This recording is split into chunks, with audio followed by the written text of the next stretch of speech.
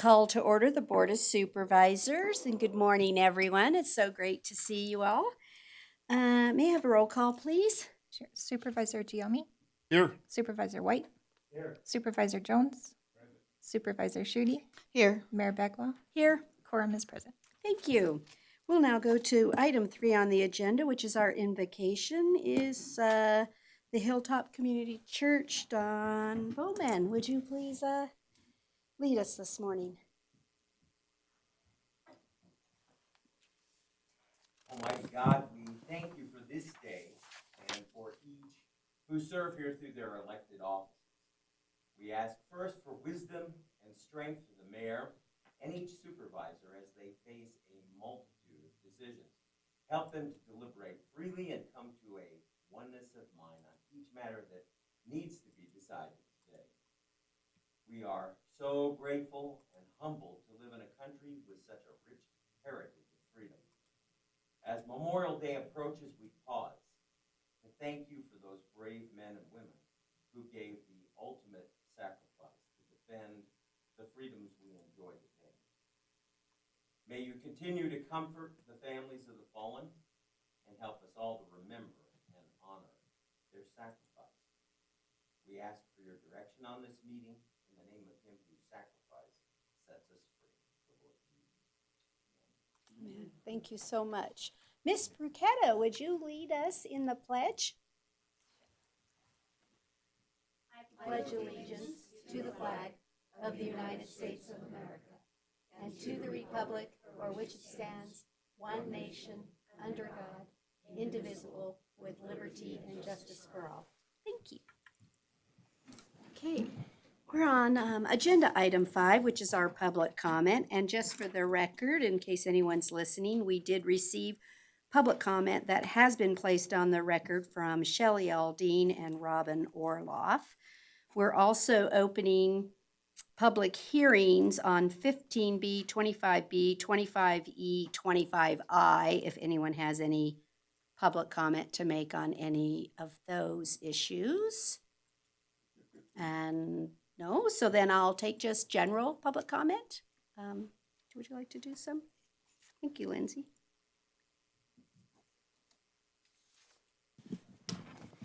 Good morning. For the record, Lindsay Boyer, Open Space Manager for Carson City. I just wanted to come in this morning and share a little bit with you all about our Pollinator Month campaign that we've been planning. So for those of you who don't know, June is Pollinator Month. So it's a month-long celebration of pollinator conservation. And since Carson City is a Bee City USA since 2018, we're planning something really special this year. So we're planning a campaign, and it's called Be Kind Carson City. And the idea is that we're getting all kinds of different businesses throughout the community to participate in this campaign. And we've developed some draft posters, which I'll leave with you guys to take a look at. But the idea is that these posters would be placed in participating businesses, and those businesses would have some kind of honey-themed food or beverage or just something special to kind of promote pollinator conservation and awareness. And then these posters have information on them about our pollinator-friendly planting list that we've developed, and just really getting more information out about pollinator conservation in Carson City. We're also planning a variety of events. So June 5th is National Trails Day. We're going to be up at the Foothill Garden doing trail maintenance and leading some interpretive hikes about pollinators.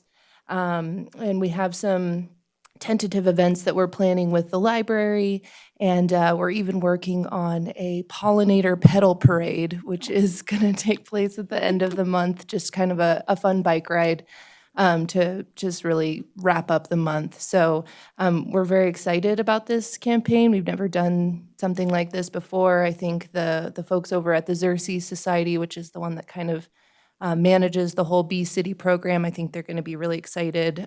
We've already made plenty of initiatives that were kind of the first in the program. For example, the pollinator-friendly planting list that we developed, we give that out to developers, and we require that at least 50% of their plant palette is friendly towards pollinators. So they're very impressed with Carson City, and I think they're just going to continue to be impressed with what we've put together. So with that, I'll take any questions, or I'll leave you guys with these posters. They are still in draft form. We're working with the Culture and Tourism Authority to put these together. So And so, Lindsay, we've been putting this together, so if there's businesses in our community that would like to participate, they can send their logo and their Be Friendly statement or their featured item that they want to do to support Pollinator Month. Anything like that, like I think Advocates is wear yellow for a bee during the month of June, get 10% off, stuff like that. Please contact Lindsay. It doesn't cost anything for the business to participate other than their being kind in their community. So I think it's a wonderful, yay, we're open again and we can celebrate what we need, bees, food for food. So thank you so much for putting this together and working on it. Excited. absolutely, I'm super excited. Do you want me to leave you with these posters? Please. Okay. That'd be great. Thanks, Lindsay. Do I have any further, Mr. Smith?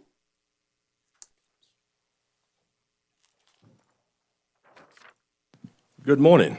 Good morning. It's certainly a pleasure to see everyone without mask, and it's my first time in the Bob Baldrige new auditorium, and it's great to see how we got the new setup here. It's very impressive. I like it. So, Mayor, I didn't have submit my name to speak for his public comments, and I certainly don't want to be out of line, but I want to be able to speak and share my one concern I have. That's okay. Absolutely. So my name for the record is Mike Smith. I reside at 1432 Rocky Bluff Drive in Carson City, Nevada. So I come to you this morning just to ask the board to consider changing the meeting times of the supervisors' meetings from 8:30 a.m. to after 4:30 p.m. By doing so, it will help increase public participation. Many residents hold full-time jobs during the day. It's difficult for them to take time off to attend meetings and discuss topics that may affect them. Moving the meeting time of the Board of Supervisors to the evenings, when working folks can more easily attend, will be a big step forward and toward enhancing public participation, government transparency, and increasing confidence in city government. Attending supervisors' meetings may not sound like the most invigorating use of free time, but there are advantages of showing up. It can turn out that more citizens can have an impact on the proceedings. Community boards tend to skew older citizens who are usually well entrenched into their neighborhoods. On the other hand, residents newer to Carson City, such as myself, 5-year Carsonian or Carsonite, who want their own needs reflected on agendas, but lack the opportunity mainly because the meetings are held at 8:30 a.m., which makes it difficult or impossible to attend. By considering moving the meeting times, it gives an opportunity to meet constituency face-to-face, to hear about residents' concerns. Remember, each of you have to run for re-election if that's your desire. Let's give the citizens of Carson City the opportunity to attend Board of Supervisors meetings. By attending the meetings, it gives the majority of citizens to learn more about all the things that are going on in their respective wards and in the capital city of Nevada, and to know the neighborhood better, coupled with providing a deeper insight into the workings of local government. One of the greatest opportunities for political involvement is participatory, and not from a spectator sideline viewpoint. By considering a time change of the meetings to accommodate more people, a government should always be accessible and accountable to the people. By changing the meeting times that more residents can attend, the board would be promoting accessibility and thus allowing for community engagement. I know that meetings have been in the past, so let's change the meeting times or revisit that so the community could be an integral part of our government. As one reporter aptly stated, let's don't wait until the water turns brown in order for citizens to attend meetings. So I don't just bring issues. I also would like to present a couple of suggestions. Possibly consider one of the meetings, maybe with a shorter agenda to the evenings. Maybe we can monitor and adjust the staff So that way you will not accrue overtime or maybe have them to stagger their schedules. There's ways that I know we can consider this. So I certainly ask the board and the mayor to consider this. And I want to thank you for your time and consideration of this request. Thank you. Thank you, Mr. Smith. Is there any other public comment? Good morning.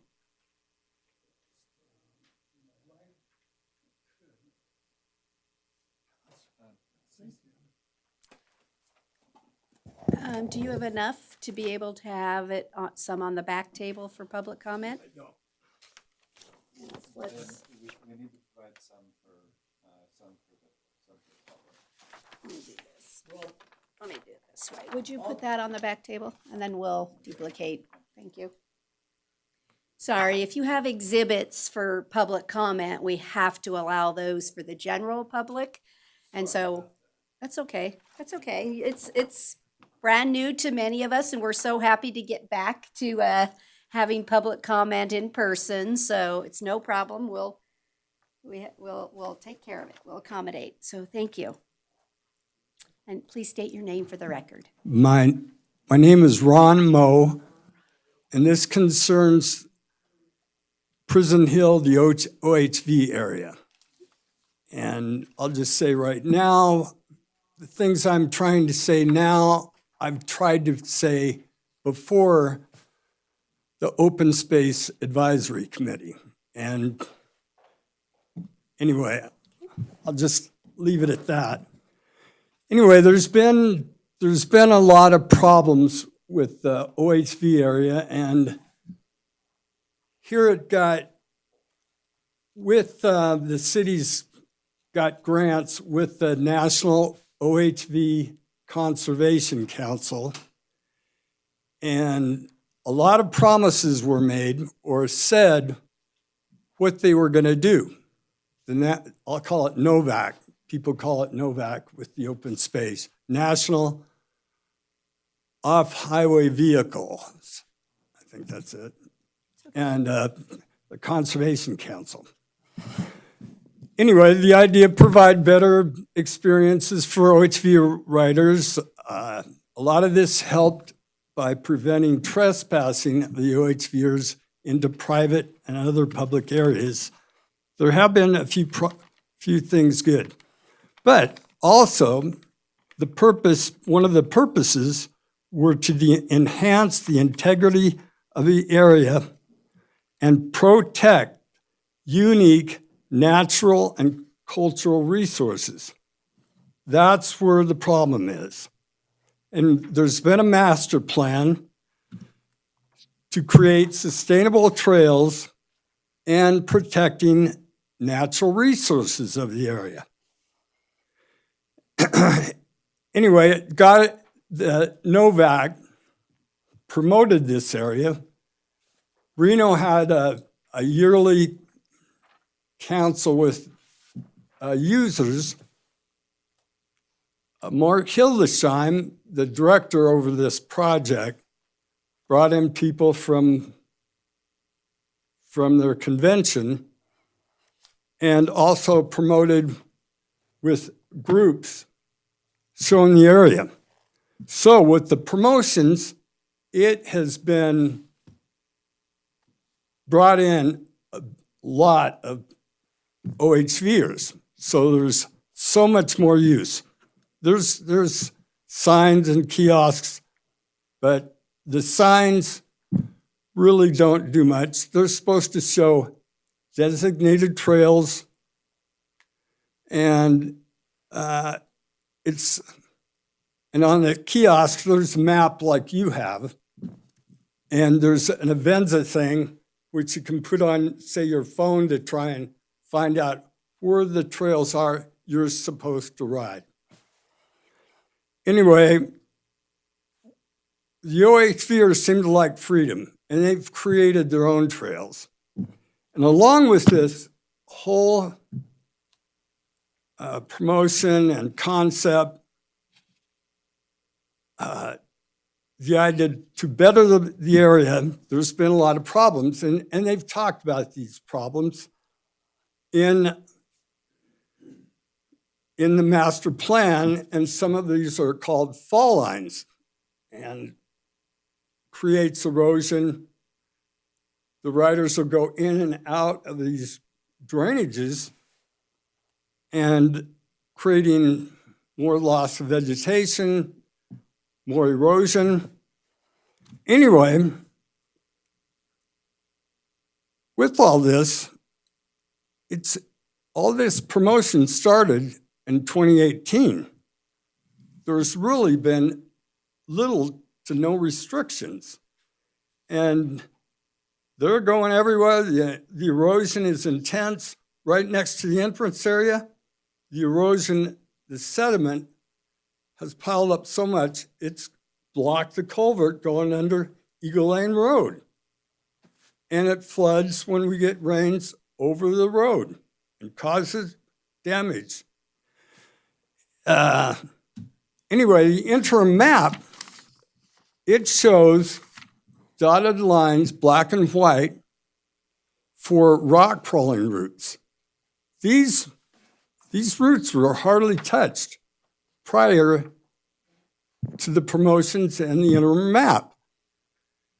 They're causing more erosions. Most of these are fall line, straight up and down. We're losing a lot of vegetation, more erosion. It's the problem, big problem, in my opinion, is there is no oversight. The public, and there is no oversight with Public Works to check out the map.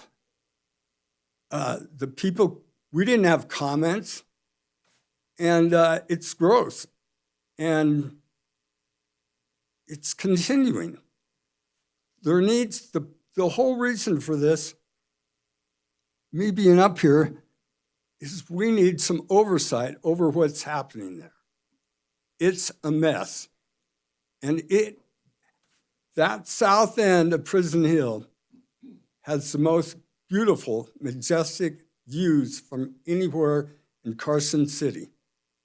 If anything, this should be a regular park where people can play and hike without this destruction. I miss seeing the golden eagles up on the Golden Eagle Rock, they call it now. I used to see them 6 to 8 times a year, and I haven't seen, I know they're around because this is a river corridor. But with this and the riders, I haven't seen them in 8 years, perching on there. Them looking down to find rodent or rabbit to eat. And it's, I miss the eagles. It's been a while. Anyway, thank you for your time. Appreciate all the work that you people do for Carson City. Thank you, Mr. Moe. We appreciate your comments. Do I have any further public comment? No? Good. Okay, then we'll move on to agenda item 6, which is approval of our minutes of April 15th, 2021. Does anyone have any corrections or changes? If not, I'll accept a motion. Supervisor Giomi? I move to approve the meeting minutes of April 15th, 2021 as presented. Do I have a second? Second. I have a motion by Supervisor Giomi and a second by Supervisor Jones. All those in favor, please say aye. Aye. Any opposed, say no. Motion carried unanimously. Thank you.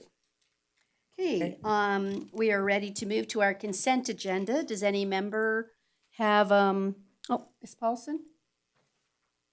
I just saw that hand. We actually have a couple callers on the phone for public Oh, we comment. do? Yes. Oh, sorry. thank you.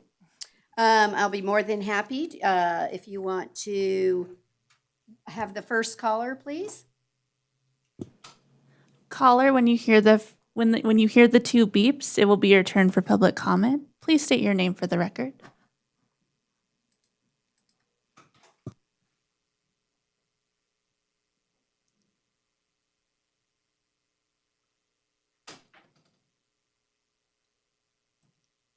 Caller, are you there? You are currently unmuted.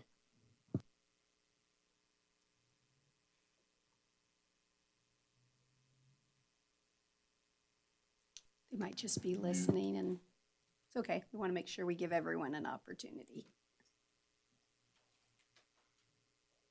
Go to the next caller.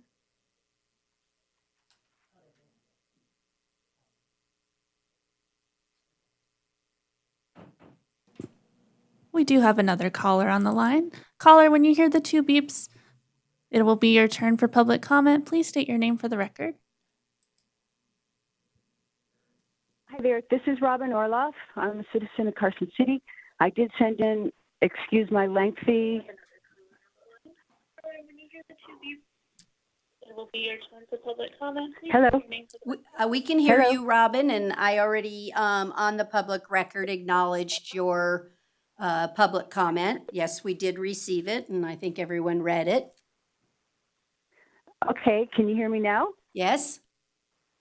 Oh, thank you. I didn't hear you.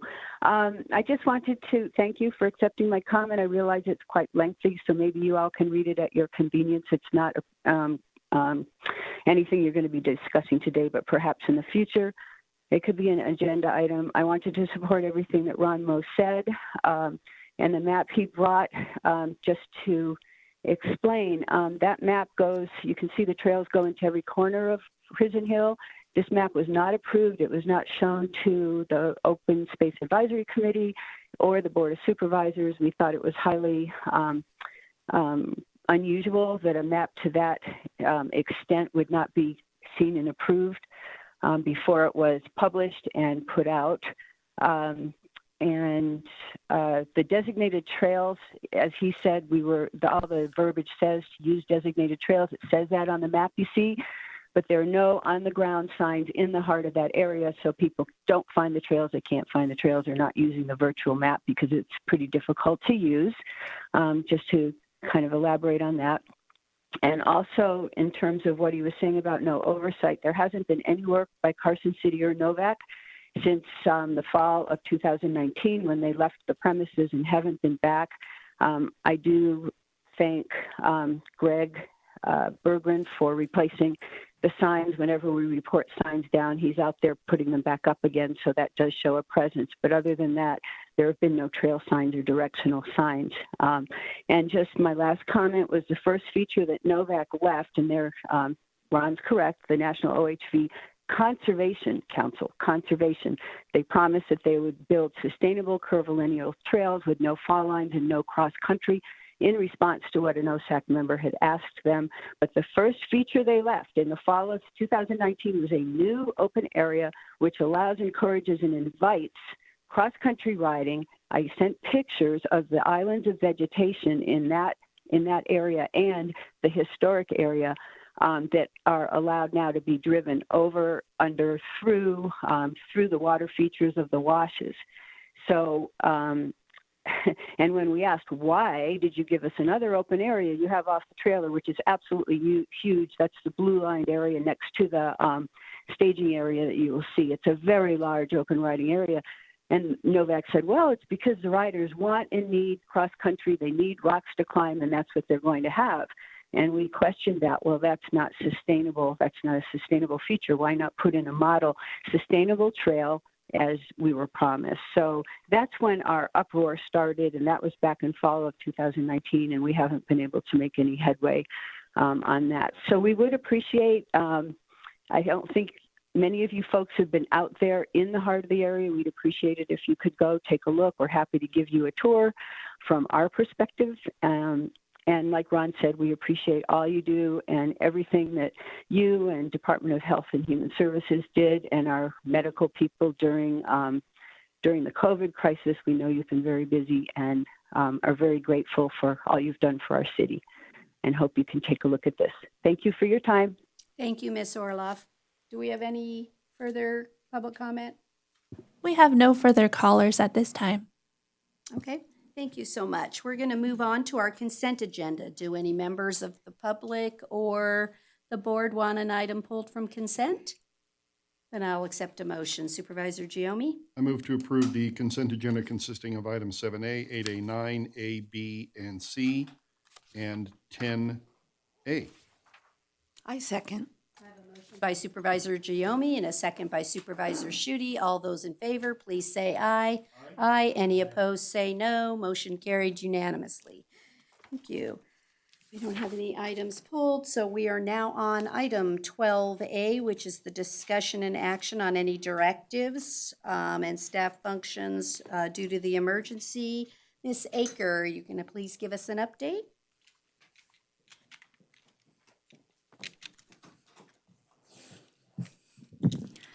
Good morning, Nikki Aker for the record. So this will be my normal report, and then Jeannie will follow up with vaccination information. So this is for the period of May 2nd to May 15th. And we have had 63 confirmed cases, and that represents 33% of all the Quad County cases. There's been a 29% decrease from the previous 2 weeks. According to the Nevada State Public Health Lab, the variant B117 is most prevalent in our area. And of the known exposures, 41% were exposed in the community, and 20% were exposed to someone in their household that had COVID. Nothing of surprise there. It's been that way, for many different prior periods. So I will let Jeannie take over on vaccination efforts. Good morning, everyone. Jeannie Freeman for the record. Nice to be with you again today. It's a little chilly today. You would think we were back in the fall again, but we're not. So as of May 19th, 47,130 doses have been administered to Carson City residents of COVID vaccine. 52.8% of our population, who are now 12 and older, have initiated their vaccinations, and 45% of our population, 12 and older, are fully vaccinated. That's encouraging. Those numbers are much higher than the state numbers, which is nice for Carson to be moving in that direction. Carson City Health and Human Services has administered 64,856 doses as of yesterday of the vaccine. A total of 120,770 doses have been administered in the Quad County region, which means that your CCHHS staff have administered 53.7% of all the vaccines in the Quad County region. We used a report that was developed. We had a Masters of Public Health intern this semester. We had a couple of them, and Dustin worked with them. One of them did a survey of Quad County residents related to vaccinations and COVID response and their perceptions of it. We segregated out the information that came from the Carson City residents. They felt that there had been positive impacts from government when it came to sharing information and so forth, but we also used the information and the data that we got to help us plan for how many we could anticipate would want to have their youth vaccinated. And we were finding that about 52.7% of Carson City residents were interested, who responded to the survey, were interested in having their youth vaccinated.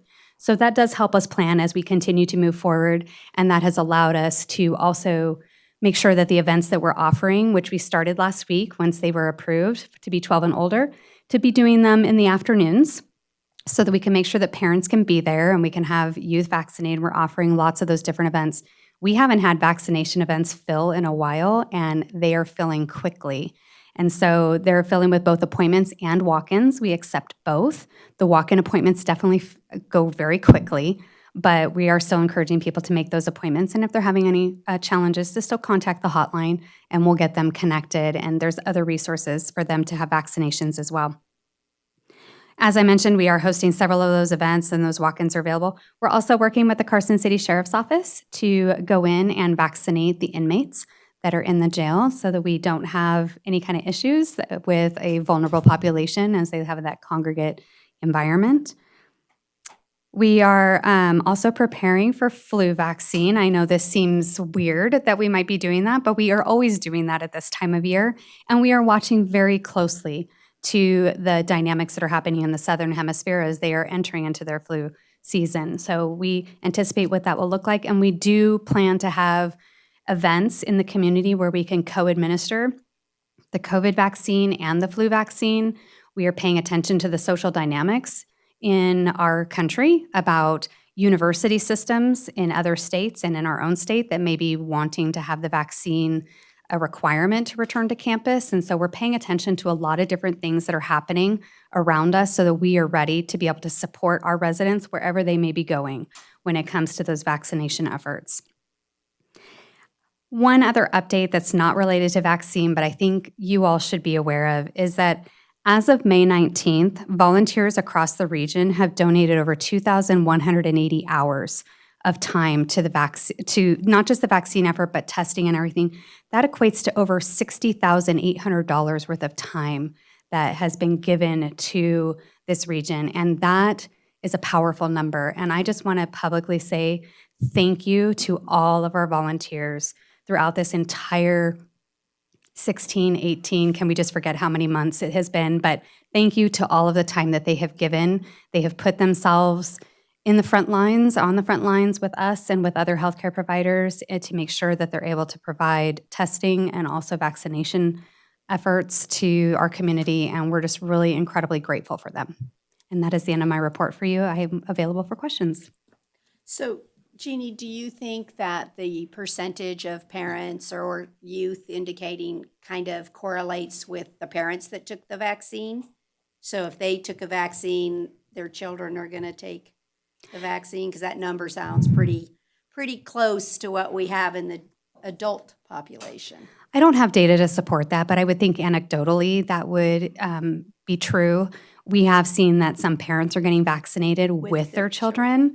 And so we find that the public is finding a bit more comfort with being vaccinated as there's more approval and more studies, and there's been some time associated with that. We do know that at least one manufacturer intends to go for emergency use authorization in September for those 2 to 11 years of age. And so if that happens, we're ready for that too. That's another one of those social dynamics that we're paying attention to so that we can make sure that it's available and that if people want it, it's available. And the slight movement within our percentages, I had someone call as, why does our number look like it's changing? It's because the rules for who can obtain a vaccine changes. So once we move to the 12-year-olds, that changed the denominator in the math. So just so the public that's listening, it's not that there was errors in the percentage that received it. It's that a wider group of people are now eligible for that. But still, I want to just thank everyone in Carson City for helping us obtain their vaccines and letting us open up. So, absolutely. And thank you. And all those volunteers for their hard work. Does anyone else have any questions? No? Okay. Thank you you so much. Do we have any other items from the city manager's side for this item? No? I was just going to talk a little bit about the changes in the mask requirements. The latest city transition plan that the board approved on May 6th stated that we would continue to follow State Directive 45 until it was amended by future state directives or the CDC. So the governor on Directive 45 updated the mask and face covering requirements for the state of Nevada to align with the CDC's recommendations. And so consequently on May 13th, the CDC did come out and updated their guidance that fully vaccinated individuals do not need to wear a mask in most indoor and outdoor locations. At this point, the state of Nevada and Carson City do not require or prohibit private entities from confirming vaccination status of individuals. And employers and organizations are encouraged to post signage with the latest CDC mask guidance for vaccinated and unvaccinated guests. And private entities and organizations may have mask policies that are more restrictive than the CDC guidance. So. Thank you for that clarification, because I know I'm getting a lot of questions. Again, what a private company chooses to do is within their jurisdiction. So look for their signs on their doors as to whether or not you can enter with or without a mask. I would imagine as time goes a little bit, everything will catch up where everybody will be following the CDC guidelines, but sometimes it takes I don't know how government moved faster than them, because that's a miracle, but we did happen to get ahead of them on this one. So thank you, Ms. Paulson. Any other? That's it? Okay.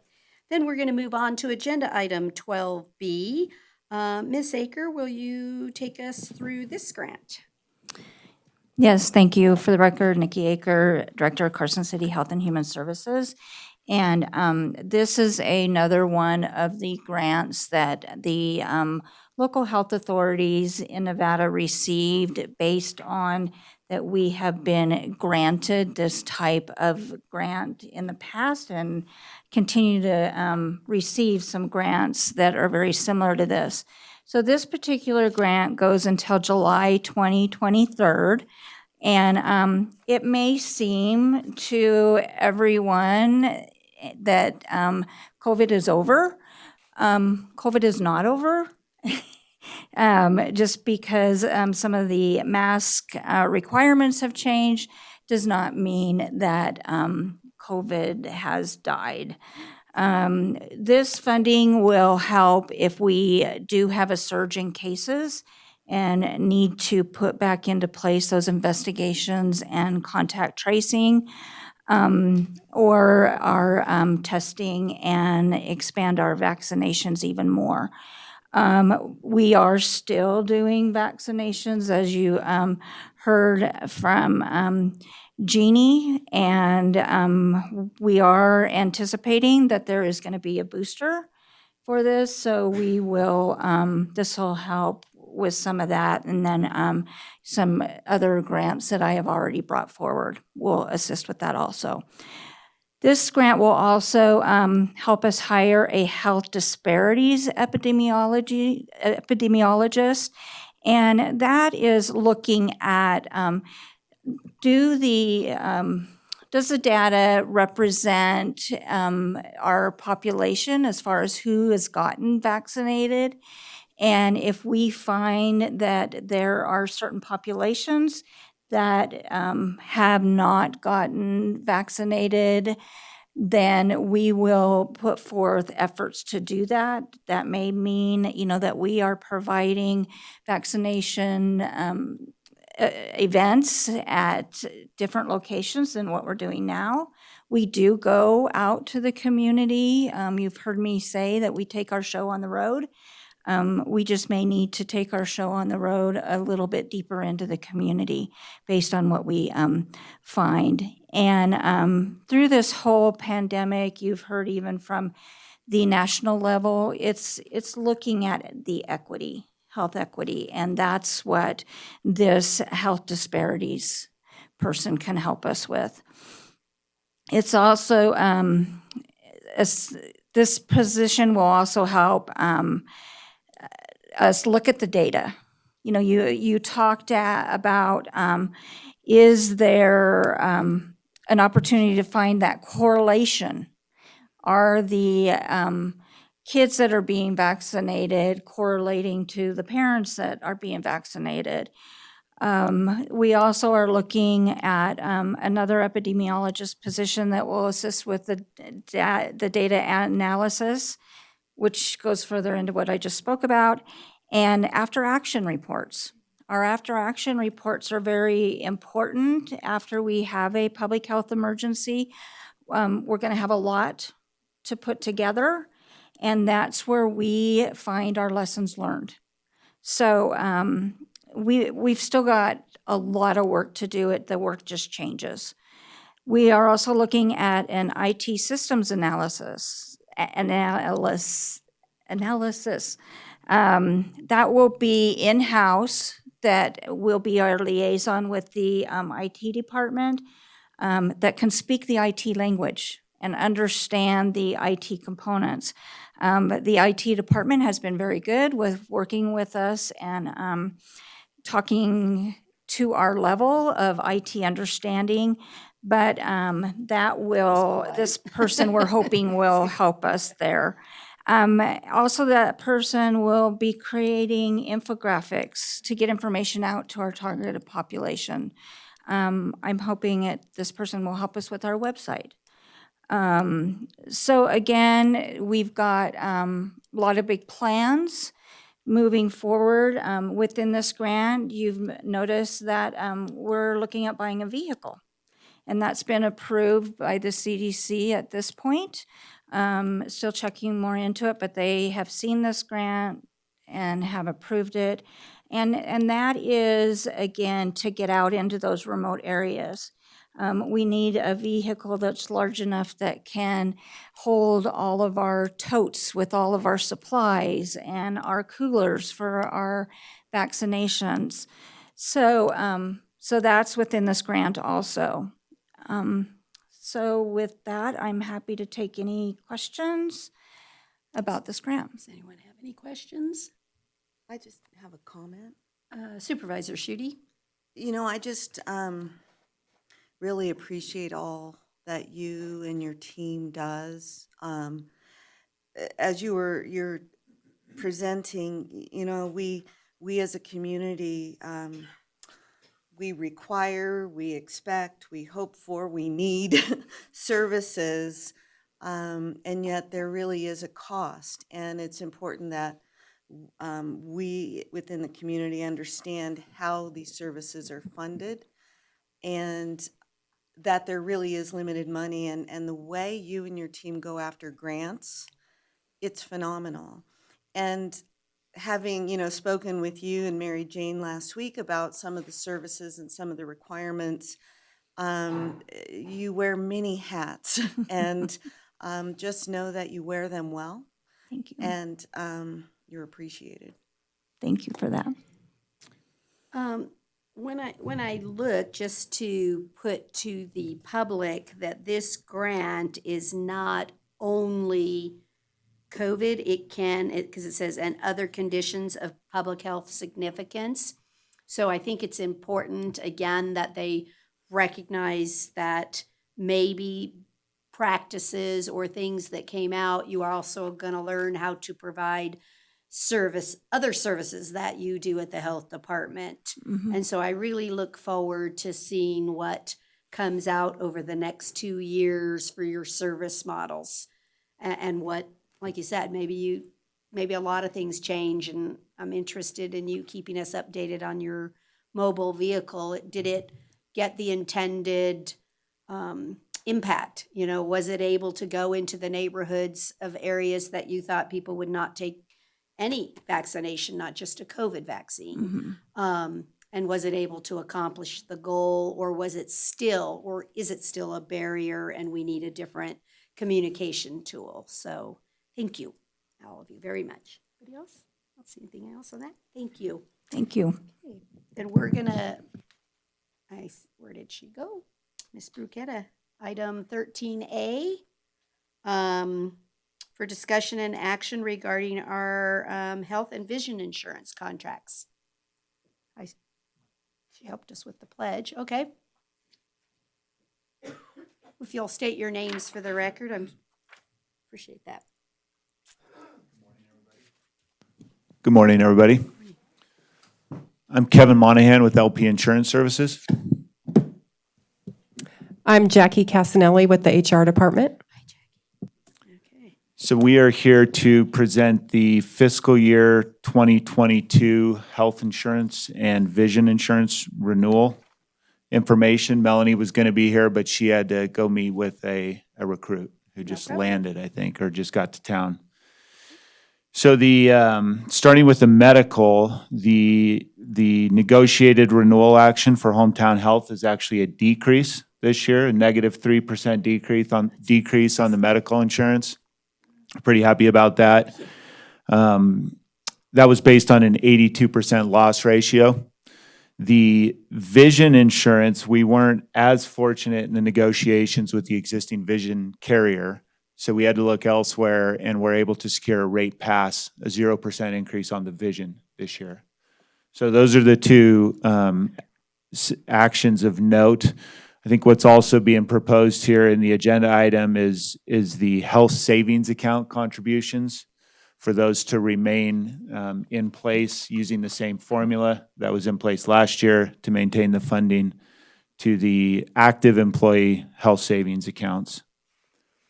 And I can answer any questions or provide any more information, but that's it as far as the agenda items concerned. Good news, I think, good news. It doesn't happen often that you get to find out you didn't have rate increases in your insurance. much. So I don't see that anyone has their hand raised for discussion on the item, so I'm happy to accept a motion. Mr. Jones? I have moved to approve the benefit contract as presented and to authorize the mayor to sign the documents. Do I have a second? I have a motion by Supervisor Jones and a second by Supervisor White. All those in favor, please say aye. Aye. Any opposed, say no. Motion carried unanimously. Thank you, and I just want you to know our expectations is you do this again next Every year, right? Yeah, I just okay. want to put it on the Yeah. record. Yeah. Yeah, exactly. Thanks, Again, everybody. Thank you for your hard work. Take care. Okay, let me get that. We're going to move to agenda item 14A, which is the acceptance for an amended grant for the fire department. Does anyone have any questions on this? I'll accept a motion. Supervisor Giomi, I move to accept the grant amendment. do I have a second? I second. A motion by Supervisor Giomi and a second by Supervisor Schutte. All those in favor say aye. Aye. Any opposed say no. Motion carried. Thank you all. Yeah, we're having a good note. There you go. We're going to move on to agenda item 15A, which is discussion and possible action regarding the final appropriation for our community development block grant. May I have Ms. Schutte's disclosure? Thank you. NRS 281A.420 requires me to disclose a conflict of interest and abstain from voting when I have a disqualifying conflict. In my private commitment, I serve as a volunteer board member for the Ron Wood Family Resource Center, a nonprofit organization which applied and is recommended for CDBG funding under this agenda item. In my private commitment, I have a fiduciary duty to the Ron Wood Family Resource Center. Although the recommended funding amounts under this item are submitted by the application review work group without my involvement, this board may choose to accept, deny, or modify those recommendations. Because the judgment of a reasonable person in my position would be materially affected by my relationship with Ron Wood, I will not be voting in this matter. Thank you. May I have a disclosure, Supervisor Giomi? I guess ditto wouldn't work, huh? Okay. NRS 281A.420 requires me to disclose a conflict of interest and abstain from voting when I have a disqualifying conflict. In my private commitment, I serve as a volunteer board member for Nevada Rural RSVP, nonprofit organization which has applied and is recommended for CDBG funding under this agenda item. In my private commitment, I have a fiduciary duty to RSVP. Although the recommended funding amounts under this item are submitted by the application review work group without my involvement, this board may choose to accept, deny, or modify those recommendations. Because the judgment of a reasonable person in my position would be materially affected by my relationship with RSVP, I will not be voting on this matter. Thank you. Pursuant to the rule, so the remainder of the board is aware, this will require 3 votes in the affirmative for the item to pass. We have 2 that are abstaining. Do you just want to give us the high level, and then we can just ask questions if we have any? Just so the public knows who we're giving the money to. Sure. Good morning. For the record, my name is Mirjana Gavric, Grants Administrator for Carson City. This morning, we are looking to approve the regular CDBG funding, Community Development Block Grant funding for the following agencies.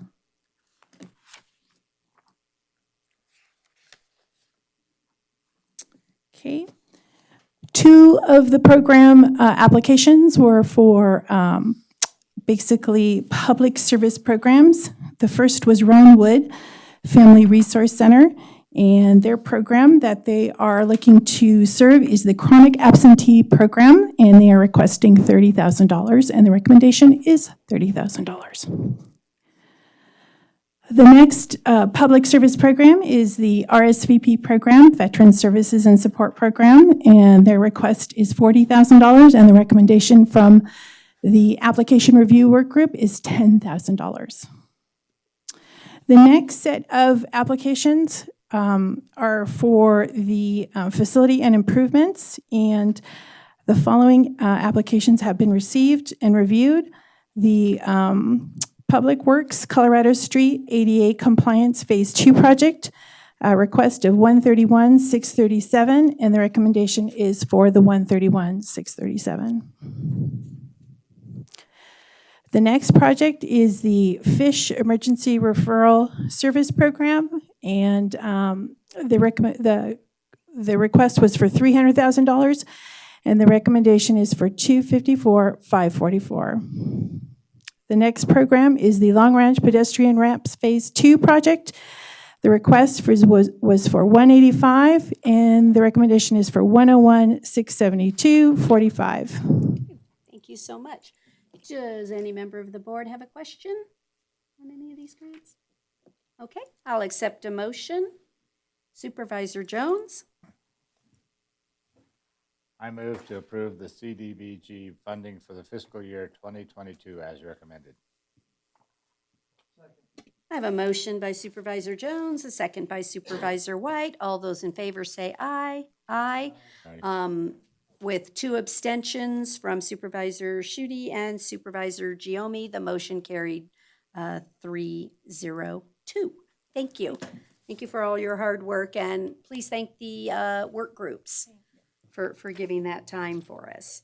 Okay, we're going to move on to agenda item 15B, which we had public comment this morning, and we did not receive any on the budget, but Ms. Granger, if you would just take us through the coordination of what we did from our prior tentative budget to the final budget, please. Certainly, thank you. Pamela, for the record, Pamela Ganger, Deputy CFO. I'm here in place of Sherry Russell, who, as you know, is still serving on jury duty.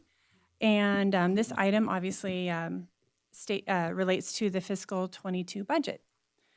So pursuant to NRS, we are required to hold a public hearing at which time we indicate the changes that were made from the tentative to the final budget.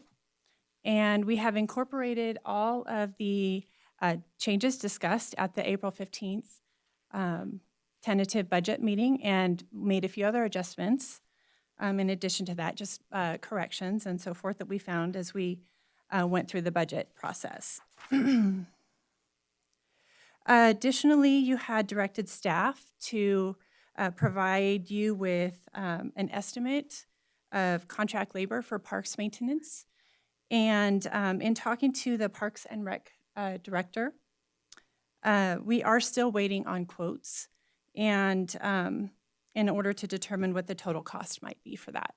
So we are respectfully requesting the opportunity to come back in the future with possible budget adjustments for those items. When the costs become more readily determinable. So with that, I'll go through the budget changes and all capital.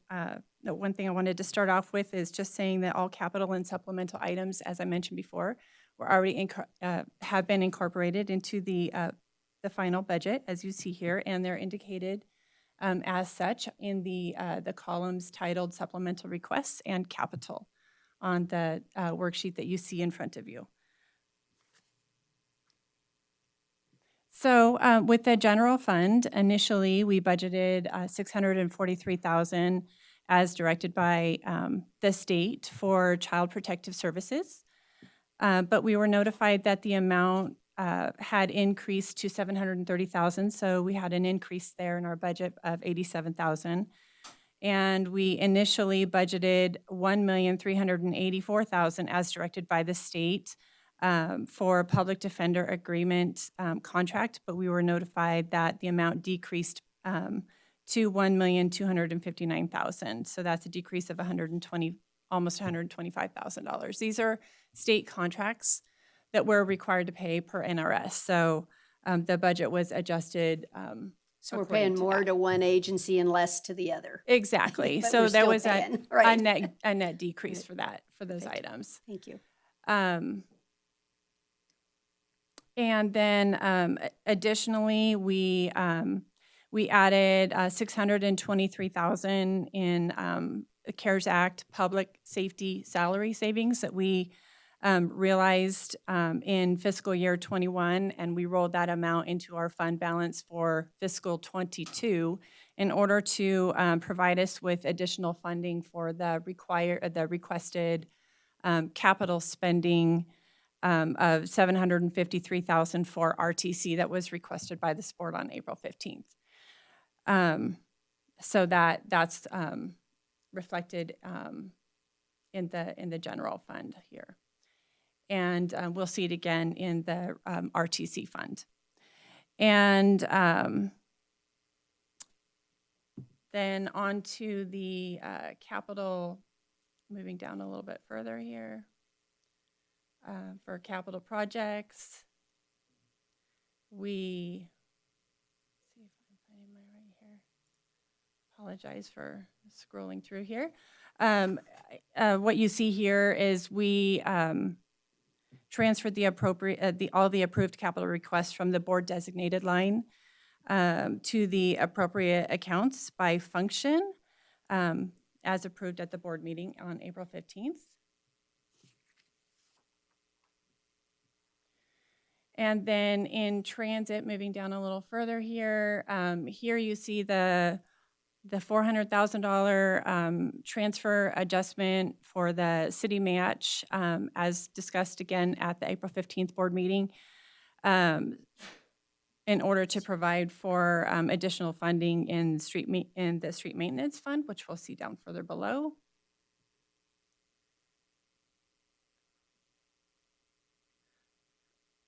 In regional transportation fund, here again, as I mentioned, we are adding in the $753,000 for the projects that were requested by this board.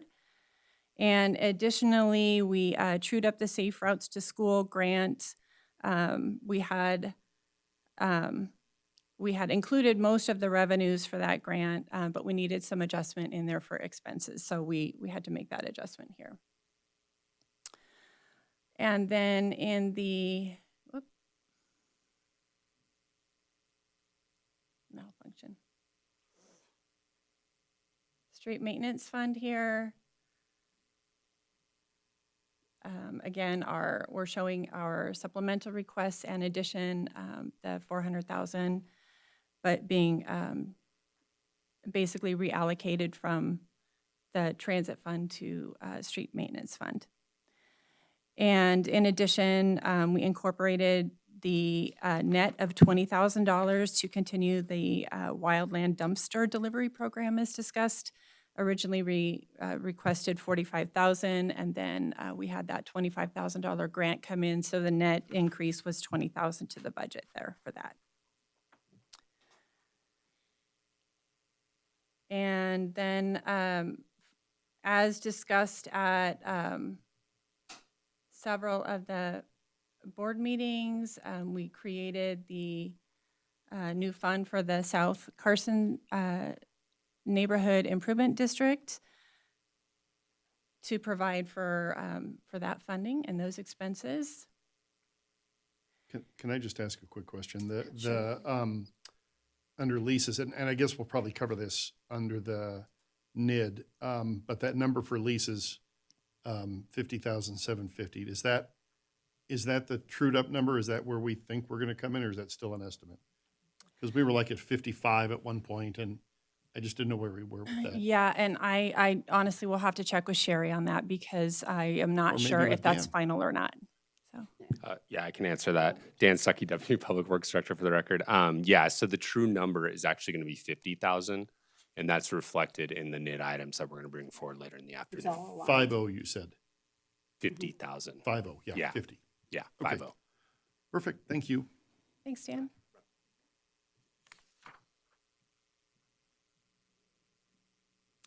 In the grant fund, we had a few changes here. We needed to incorporate a few grants that that came in after the tentative budget had been prepared, and also added the CTA sports dollars of $90,000 that was just inadvertently excluded originally. And then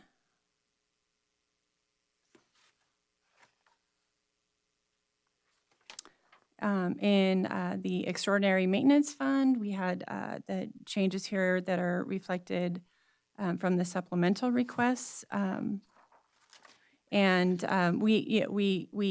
had recorded some of the funding that we need for the supplemental requests in the extraordinary maintenance account. So we basically just transferred that out to get the money where it needed to go to fund the supplemental requests.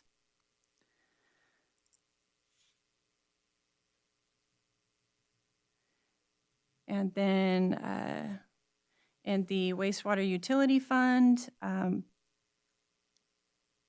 again, mostly these are changes related to capital and supplemental requests at the board that were discussed at the April 15th board meeting.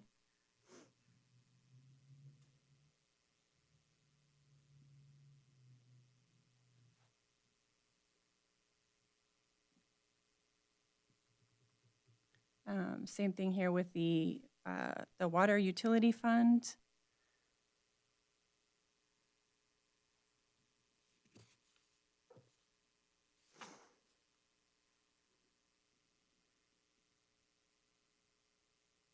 And then same thing here in the stormwater funds, adding in the supplemental requests that were discussed and approved.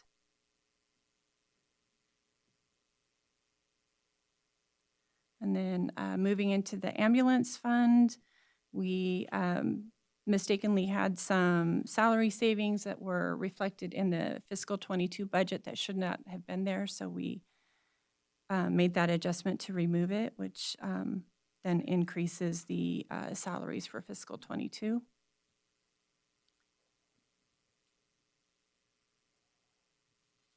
And then for fleet,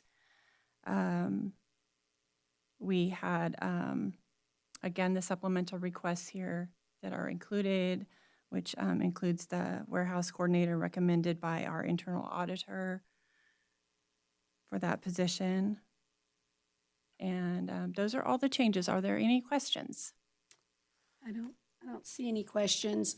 Ms. Budge, if you could come up just for a moment, and this is, I just want to have on the record one of the processes we approved for tennis courts for Centennial, and I really want the public to understand some of our large projects do not necessarily mean they're going to happen immediately in the year, and so I wanted to just put on the record so that people understand we're approving it this year, but it may take us one or two. So Ms. Budge, if you could kind of give just a little overview of the plan for the Centennial tennis courts.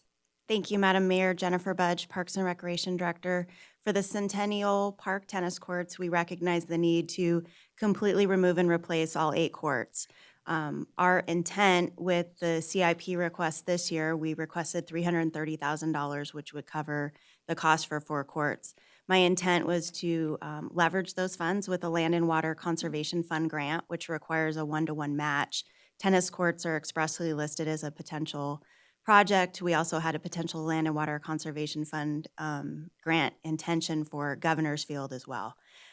So our intent was to leverage those existing funds with that grant. The grant source is not accepting because of COVID. The projects from the 2019 round were delayed, so they're prioritizing those back projects first and aren't accepting any grant applications until next year. I've already met with the supervisor of that program through Nevada State Parks. They're the fiscal agent for that program. They understand that this is a priority for us, and if any opportunities come up, we'll move forward with that. We do have a private foundation we're looking at as well to maybe potentially make that happen sooner. So again, I just wanted to put that on the record. So if you're ticking and tying out all the projects, that one will probably push a little to the end, but that's a major match opportunity for us to get all 8 courts done. So just wanted to make sure everyone on the record understood that. Thank you so much. Thank And you. Supervisor Giomi? Yeah, two things. I mean, that's unfortunate, but it may actually work in your favor because, with the cost of everything going up, I don't know that you could have gotten it done for what you had that quote for anyway. And so maybe if it's 6 or 8 or 9 or 10 months delayed, some of those costs might go down and the 330 might actually go farther. So, and I just want to put on the record also that we are going to not forget that contract labor. I don't want that forgotten. I think it's critical for the Parks Department. It's critical for our citizens. So I want to make sure that that stays on everybody's radar and that we do bring that back. Thank you. And I agree, it's already on the record that the board has approved it, so they'll take it through our standard IFC, but they've already just have a little bit of homework to do to complete that, so I agree. I don't see any other questions or comments, so I'll accept a motion. Thank you. I move to approve the Carson City final budget for fiscal year 2022 as presented. I see a motion by Supervisor Giomi and a second by Supervisor White. All those in favor, please say aye. Aye. Any opposed, say no. Motion carried unanimously. Thank you all. Thank you for all the hard work and hopefully you don't get called to jury duty. I know. Okay, we're going to move on to item 15C, which is discussion and possible action on our resolution setting our ad valorem tax rate at $1.28 per $100 of assessed valuation. Do I have any cooperative extension, right? Do I have any questions on this? That's pretty standard. I'll take a motion. I move to adopt resolution number 2021-R-12. I have a motion by Supervisor Schutte and a second by Supervisor Jones. All those in favor say aye. Aye. Any opposed say no. Motion carried unanimously.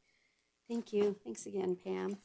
And just for the record, we did have late material on the property tax rate and revenue reconciliation, just so everyone knows. We were, for the public too, there were some corrections in column 1, so everyone recognizes the material for the budget for the property tax rates were based on the late material. Just want to put that on the record. Thank you. Okay, let me get caught up. Okay, I'm going to recess the meeting as the Board of Supervisors and call it back to order as the Redevelopment Authority. May I have a roll call, please? Chairperson Bagwell. Here. Vice Chair Giomi. Here. Member Jones. Present. Member Schutte. Here. Member White. Here. Quorum is present. Thank you so much. Do I have any public comment? Do I have any on the phone? There's one caller online. Thank you. Caller, when you hear the tones, it's your turn for a public comment. Please state your name for the record.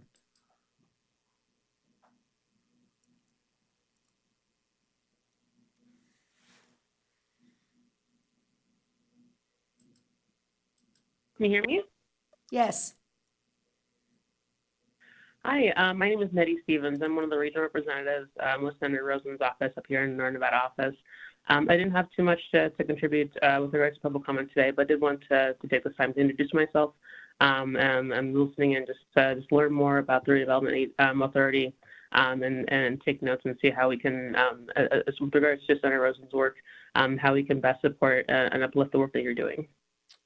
Thank you so very much. We look forward to any opportunities. Thank you. Do I have any further public comment? There are no other callers online. Thank you. Okay, then we're going to move on to agenda item number 19. Do I have a motion for approval of our minutes? Supervisor Giomi? Move to approve the Redevelopment Authority meeting minutes for the April 15th, 2021 meeting. Do I have a second? Supervisor Schutte? I second that. I have a motion by Supervisor Giommi and a second by Supervisor Shooty. All those in favor, please say aye. Aye. Any opposed? Motion carried unanimously. Thank you. Okay, we're going to open up now our public hearing and discussion and action regarding the Redevelopment Authority final budget. We also received late material that we will utilize for our, for this item that changed the memo slightly to be revised. Ms. Ganger? Thank you. Yes, as you noted, we did have those changes to the memo, but there were no changes to the budget otherwise. Okay. I'd like to, for the board's consideration, we in fiscal year 21 had some Fuji Park and Mills Park signage. The Mills Park portion is almost done. There's about 10,000 in the Fuji Park portion, but as you can recall, we did two components for the master plan for Fuji Park, so we already have it in a line in one place for 200,000 and another for 100. So I'd like us to consider whether we just want to round out the sidewalk funds that we worked so hard on to get last time and just make that a clean 200,000, and they can take it from undesignated, and then the sign money will drop through properly at the end of the year. So Supervisor White, do you want to comment on that, or you guys think we're on the right track there? Absolutely, I think we are on the right track with that, and thank you for noticing that amount of money that's available for the sidewalks. I want to thank staff and the board for accommodating, I guess, my insistence that we concentrate on all of the redevelopment areas rather than just downtown. And I want to point out in our late material, the modification to the 2022 initiatives brings that priority of mine anyway to the forefront. And I hope that you all are in agreement with that, that sidewalks throughout the entire redevelopment area need to be addressed, as well as any opportunities we can find for participating with NV Energy on the undergrounding throughout all of the redevelopment. I appreciate your patience with me being a dog on the bone on this issue. Thank you. Thanks. Do I have any other comments? Okay, without any other comments, then I will accept a motion to approve the redevelopment authority budget with the adjustment to the sidewalks to 200,000. Like to make that a motion? That was a motion. Is there a second? I have a motion by myself and a second by Supervisor Giommi. All those in favor, please say aye. Aye. Any opposed, say no. Thank you. Motion carried. And again, thank you for all the hard work. And we only made you do a little tiny adjustment. So thank you. Another year down, right? Okay, do we have any final public comment for the Redevelopment Authority? Do we have anyone on the line? We still have the one caller online. That's all at the moment. I'm assuming unless Ms. Stevens wants to make another comment, we'll assume she was just listening. Okay, then we're going to adjourn as the Redevelopment Authority and reconvene as the Board of Supervisors. We're going to move on to agenda item number 24A, which is the determination that Granite Construction Company is the lowest responsive and responsible bidder. Do I have any questions on this contract? Seeing none, I'll accept a motion. Supervisor Jones, you make the motion? Thank you. I move to award the contract as presented. I have a motion by Supervisor Jones and a second by Supervisor Giommi. All those in favor, please say aye. Aye. Any opposed, say no. Motion carried unanimously. Thank you. We're going to move to item 24B, which is a contract for determination on Sierra Nevada Construction is the lowest responsive and responsible bidder. Do I have any questions on this contract? Seeing none, I'll accept a motion. Supervisor Giomi? I move to award contract number 203-00293 as presented. I second. I have a motion by Supervisor Giomi and a second by Supervisor Shute. All those in favor, please say aye. Aye. Any opposed, say no. Motion carried unanimously. Thank you. Okay, now we're going to have a little bit of fun. We are going to open up agenda item 25A through D and discuss the downtown NID as a group, but then we will take individual motions as required. So Ms. Sullivan, thank you. Thank you, Mayor. Okay, so the Downtown Neighborhood Improvement District was established on January 7th, 2016 through the adoption of Ordinance 2016-1. The purpose of the Downtown Neighborhood Improvement District is to help pay for the ongoing maintenance of the Downtown Streetscape Enhancement Program. The specific tasks are paid for through the Neighborhood Improvement District, and there's 5 of them, are landscape maintenance for the landscaping on the public right-of-way and the watering and maintenance of the flower baskets, the trash collection of the trash receptacles on the public rights-of-way, the power washing sidewalks, snow removal, including snow removal on the sidewalks after a certain amount of accumulation, and snow removal at McFadden Plaza, and the splash pad maintenance and graffiti removal at McFadden Plaza. The total assessment amount for FY22 is proposed to be $42,198 distributed among the property owners in the district. The 4 items before the board are: 1, consideration of any hardship applications per the city's hardship determination policy. There have been no hardship requests submitted. Number 2, conduct a public hearing on fiscal year 22 assessment rolls for the Downtown Neighborhood Improvement District and to consider written objections and all complaints, protests, and objections to the assessments. There have been no complaints, protests, or objections filed. Number 3, consideration of a resolution confirming the Downtown Neighborhood Improvement District assessment, dispensing with all complaints, protests, and objections to the assessment, and ratifying the city engineer's fiscal year 22 assessment roll. I'll just mention the fiscal 22 assessment represents a 23% reduction over the fiscal year 21 assessment in order to reduce the amount in the reserves to less than 20%. And your 4th action on the Downtown Neighborhood Improvement District will be introduction of an ordinance establishing provisions to levy the Downtown Neighborhood Improvement District fiscal year 22 assessment. And again, the proposed assessment amount for fiscal year 22 is $42,198 distributed between the property owners in the district. Dan Stuckey can speak more specifically, if you'd like, to the sort of the mechanics of the maintenance in the district, and I'm happy to answer questions. Does Thank any you. member of the board have any questions? Seeing none, then we're going to start with agenda item 25A. Since we had none that were requested, no motion is necessary since we had none, so we'll move past agenda item 25A. We'll move on to 25B, which was the public hearing.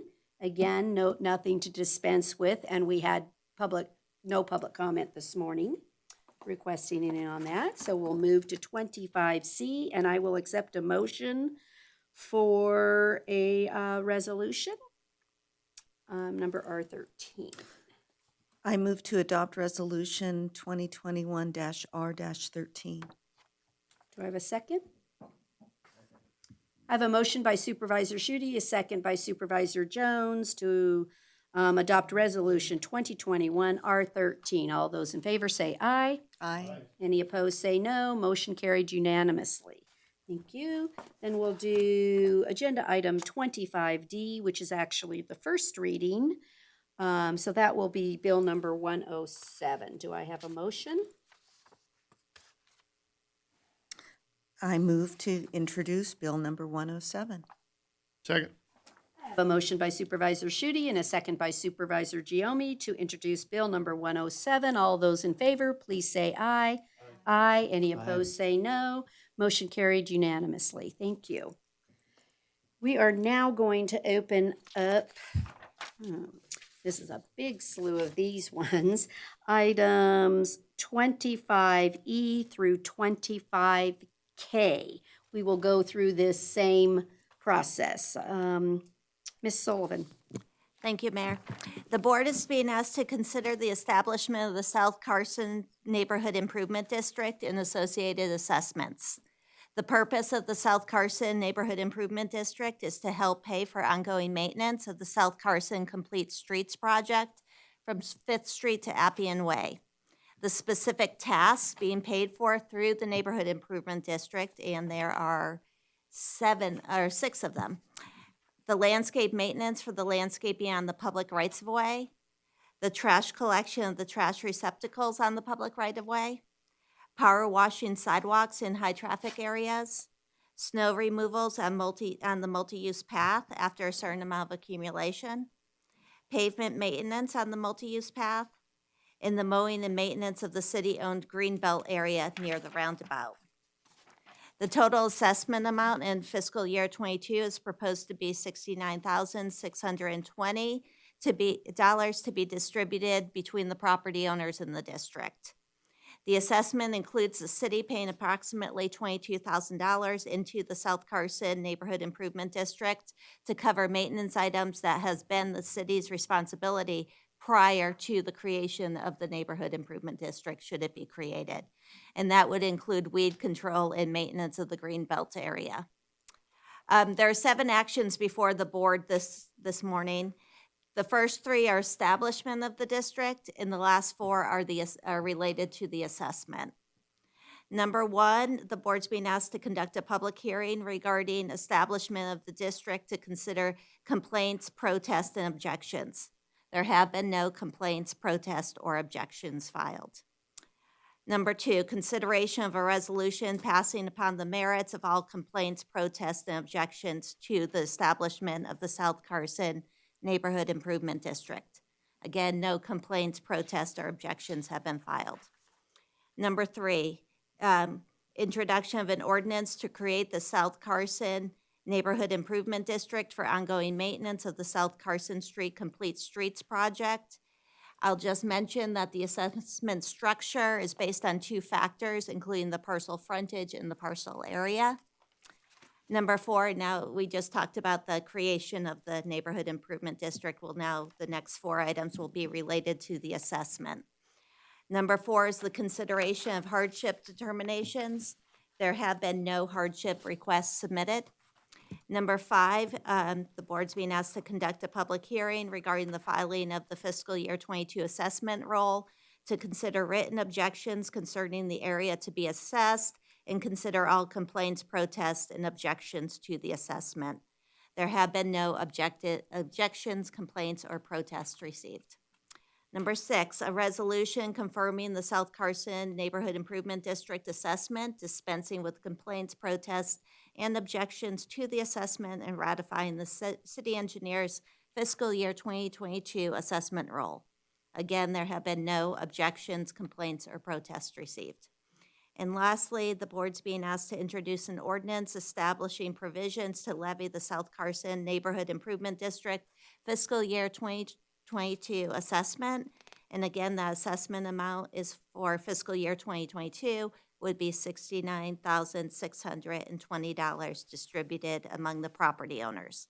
I'll also just mention that this information has been on the city website, and the specific amount of each assessment has been on the website so that property owners could go to the website to see exactly what the assessment would be on their property. With that, I will answer questions, and Dan Stuckey can speak more specifically to the maintenance demands in the district. Do I have any questions from the members of the board? I don't see any hands raised, so we'll go through the same process. Oh, sorry, Supervisor Jones? I'd just like to make a comment. I think our South Carson Street is starting to really shape up. I drove it yesterday. There's a couple of dealerships that need to improve their own areas, but the landscaping that was done by the contractor on the South project is I think every plant survived the winter. It really looks good. And I want to compliment everybody. Dan, thank you. Thank you. Okay, we're going to go to item 25E, was just a public hearing. We also opened that this morning, received no comments, so no action necessary. Item 25F is the resolution. I'll need a motion for adoption of 2021 R14. Supervisor Giomi? I move to adopt resolution 2021-R-14. Do I have a second? I have a motion by Supervisor Giomi and a second by Supervisor Jones. All those in favor, please say aye. Aye. Any opposed, say no. Motion carried. Thank you. We go to item 25G is the bill introduction on first reading, 108. Do I have a motion? I move to introduce on first reading Bill number 108. Second. Second. Motion by Supervisor Shute, second by Supervisor Giomi. All those in favor, please say aye. Aye. Aye. Any opposed, say no. Motion carried unanimously. Item 20, yeah, we can just keep going here. So we've gone through G. There's a lot on this one. 14G, sorry, gotta flip these up. We'll go to, okay, on H, we had no hardship requests. So therefore, we will take no action on item 25H. We're moving on to item 25I. We had public comment opened this morning and received no additional public comment. Okay, so now we'll move to 25J, which is for the resolution 2021 R15. Do I have a motion? Supervisor Giomi? Yeah, I move to adopt resolution 2021-R-15. Do you have a second? I second. So a motion by Supervisor Giomi and a second by Supervisor Shute. All those in favor, please say aye. Aye. Aye. Any opposed, say no. Motion carried unanimously. Try J and. Whew.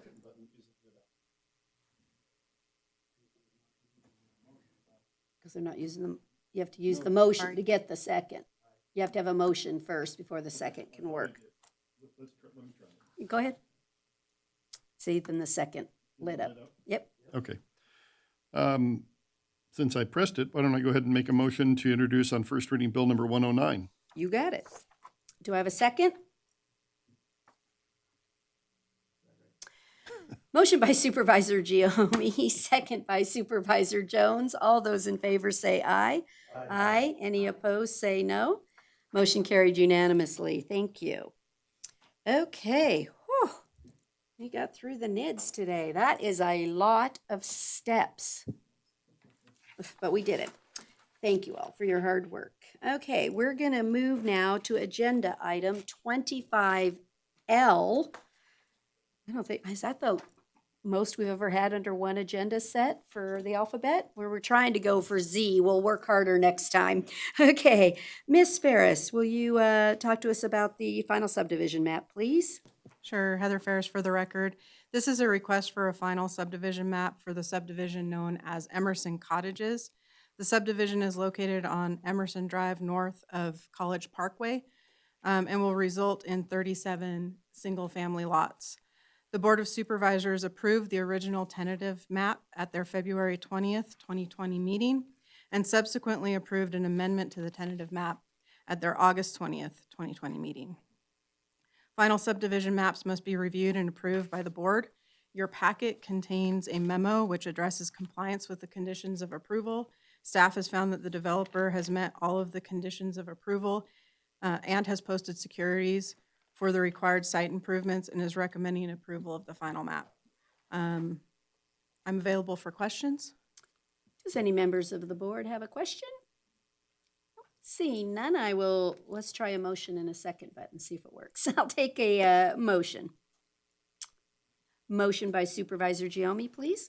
I move to approve final subdivision map SUB 2020-0212. And a second by Supervisor White. All those in favor, please say aye. Aye. Any opposed, say no. Motion carried unanimously. Thank you so much.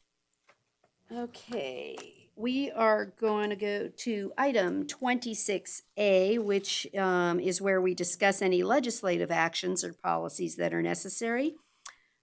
City Manager Paulson, do we have any items to bring forward? No, I didn't have any items for today. They're almost done? Almost done. That could be good news, you guys. So really what's outstanding for us though, Ms. Paulson, is the final determination on China Springs that may I think still it- impact, right? I think they Come to a decided, decision on it? yeah, I think they're gonna phase in the payments over 3 years. 3 years, or did they go down to 2? They were haggling back and forth. The last I had heard was 3. Yeah, okay. I think that's correct. But that's really what's outstanding for this From a financial board. perspective and from a negative perspective to the local government, yeah, I think that's it. Okay.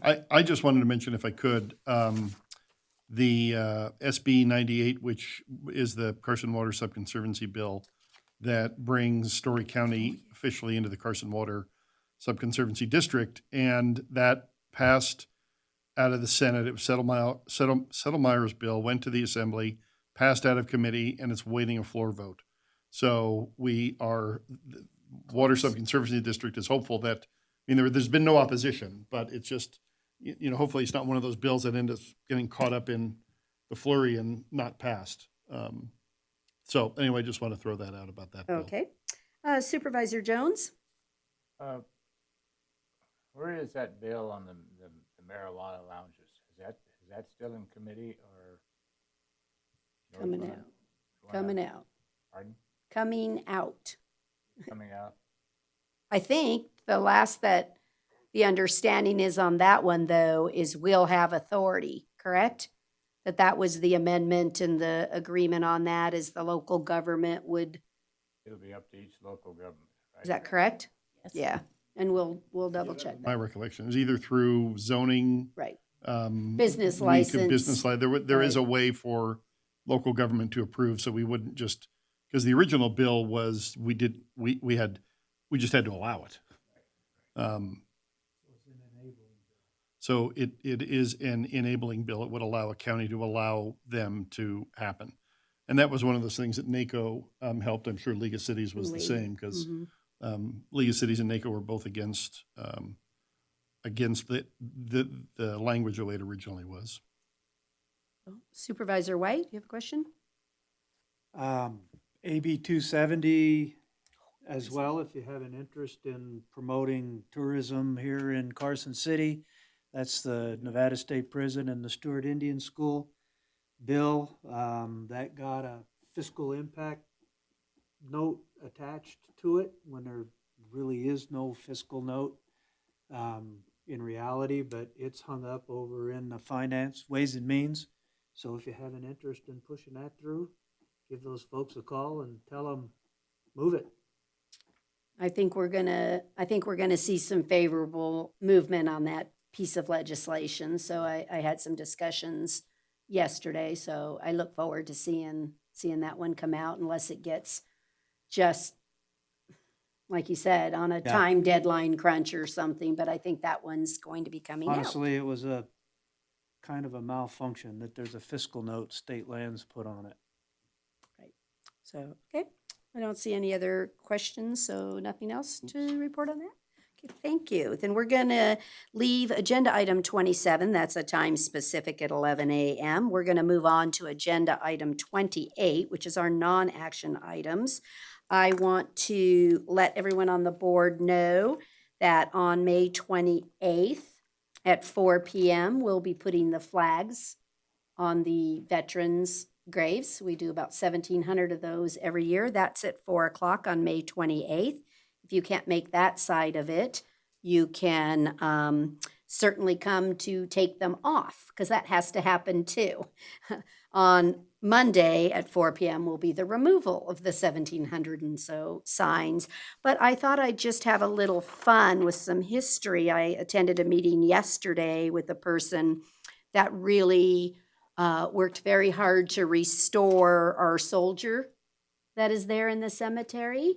And I just thought it was interesting to discover how that started. In 1884, Congress gave us $1,000 for that statue, and it arrived on May 15th, 1891, just days away from its planned dedication on what in those days was called Decoration Day, before it was called Memorial Day. So that statue was there from May 27th, 1891. So if you just have a chance, again, go and pay tribute to our veterans.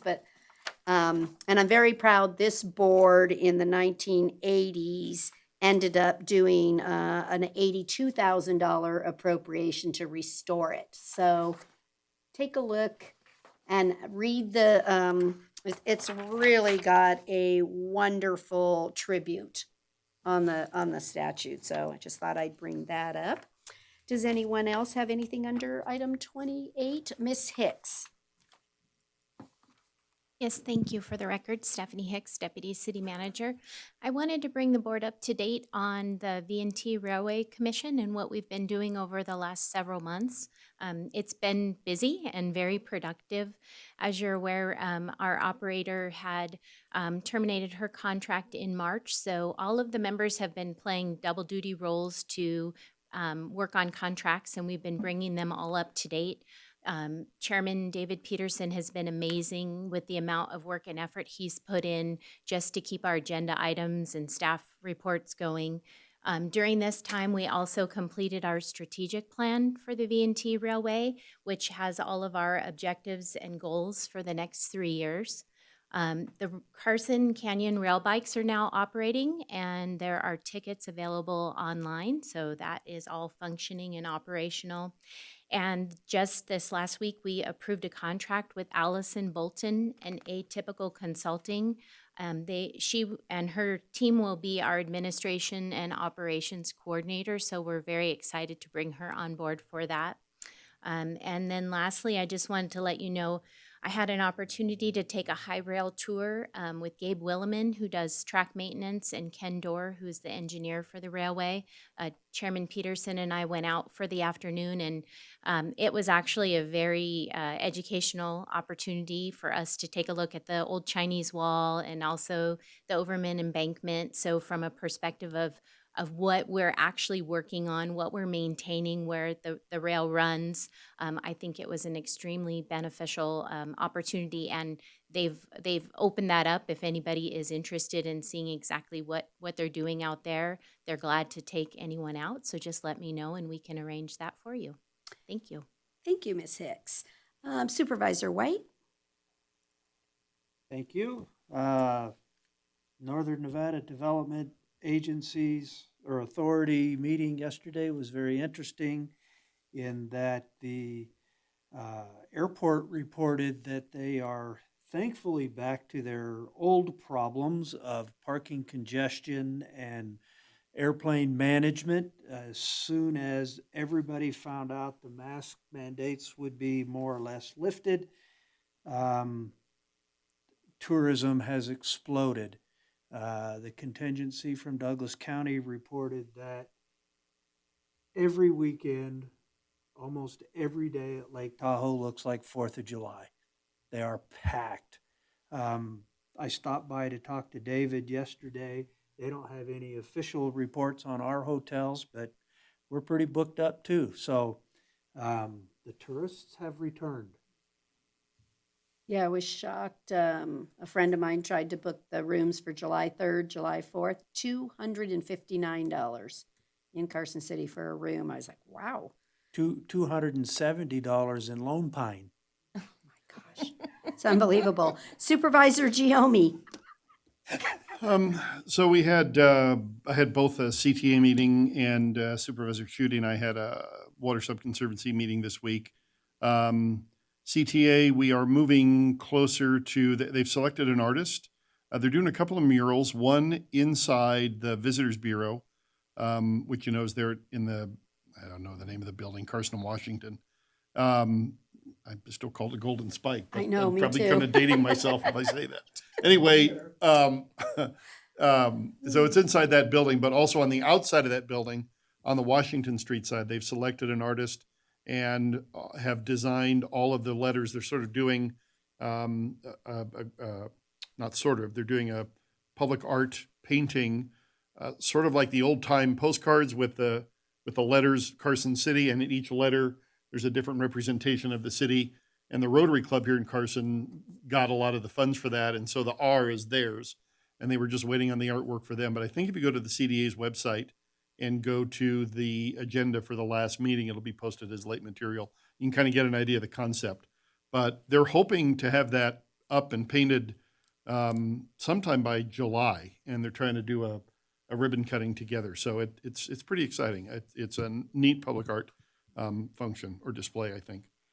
Water Subconservancy, we saw or heard an interesting report about really the history of the Subconservancy District and all of the entire watershed. It's really interesting reading if you're into water and history or either of those things. It is posted on the website. They're finalizing it. And it's called a marketing report because the funding that they got from FEMA was for marketing purposes, but it's really an in-depth discussion about the history of water rights, water users, and water use in the Carson River watershed. And just, a couple of interesting notations from it. The trend line since the 1940s for water, help me out here. The trend line, the flow rates in the river are going down, but the volatility from year to year is increasing. So correct. It's much more variable. And of course, the Carson River is subject to high degrees of variability because there's really no storage in to speak of in the watershed. So interesting story. But the bad news now, as of May 18th, the snowpack was 1% of normal. 1% of normal. So very little runoff. In fact, the average mid-May runoff in terms of cubic feet per second at the river gauge in Carson is 1,000 cubic feet per second, mid-May number. This year it was 125 cubic feet per second. So we should get a little rain out of this storm, and that will help. Absent this storm, we were bordering on the driest water year in the last 100 years. Yeah.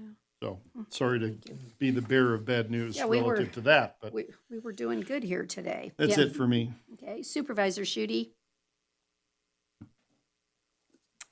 Thank you. I also wanted to give a shout out to the Water Subconservancy. We went on a float trip a couple weeks ago, and while the water was barely... A trip or a float trip? Well, it was one of those that we had our life vests on, but if the kayak went over, all you had to do was sit up. So just sit up. But it really was amazing, the recreational opportunities in this community and in this whole area. And while we had stopped for lunch, 2 bald eagles flying overhead, so that was really fantastic. I also wanted to give a shout out to Muscle Powered. They hosted a bike ride last Friday, and that was really fun. And what was great is I rode my mountain bike from my house. I live over on the base of Prison Hill, and took the pathway along Fairview, and then crossed the roundabout at 5th, and then drove that other graded pathway through, over by Fremont and along Highway 50 and under the bypass. It was so delightful. Just smelled so good through the wetlands. There is some great riding, and really, I live, there potentially would be a lot of traffic and difficulty to ride from where I live over to McFadden Plaza, and it was super easy, super safe because of our connected streets, because of what Carson City has done to make this a user-friendly city for all modes of travel. So just a huge kudo for that. It was a lot of fun. I got to try an electric bike. It's like, it was wonderful. Didn't have to work so hard, so thank you. Okay, with that, I don't see any other comments or anything necessary. What we're going to do is recess. We will come back at the time specific, 11 a.m., to do the hearing for the good cause. So that will recess and go into closed session with our attorneys. Thank you.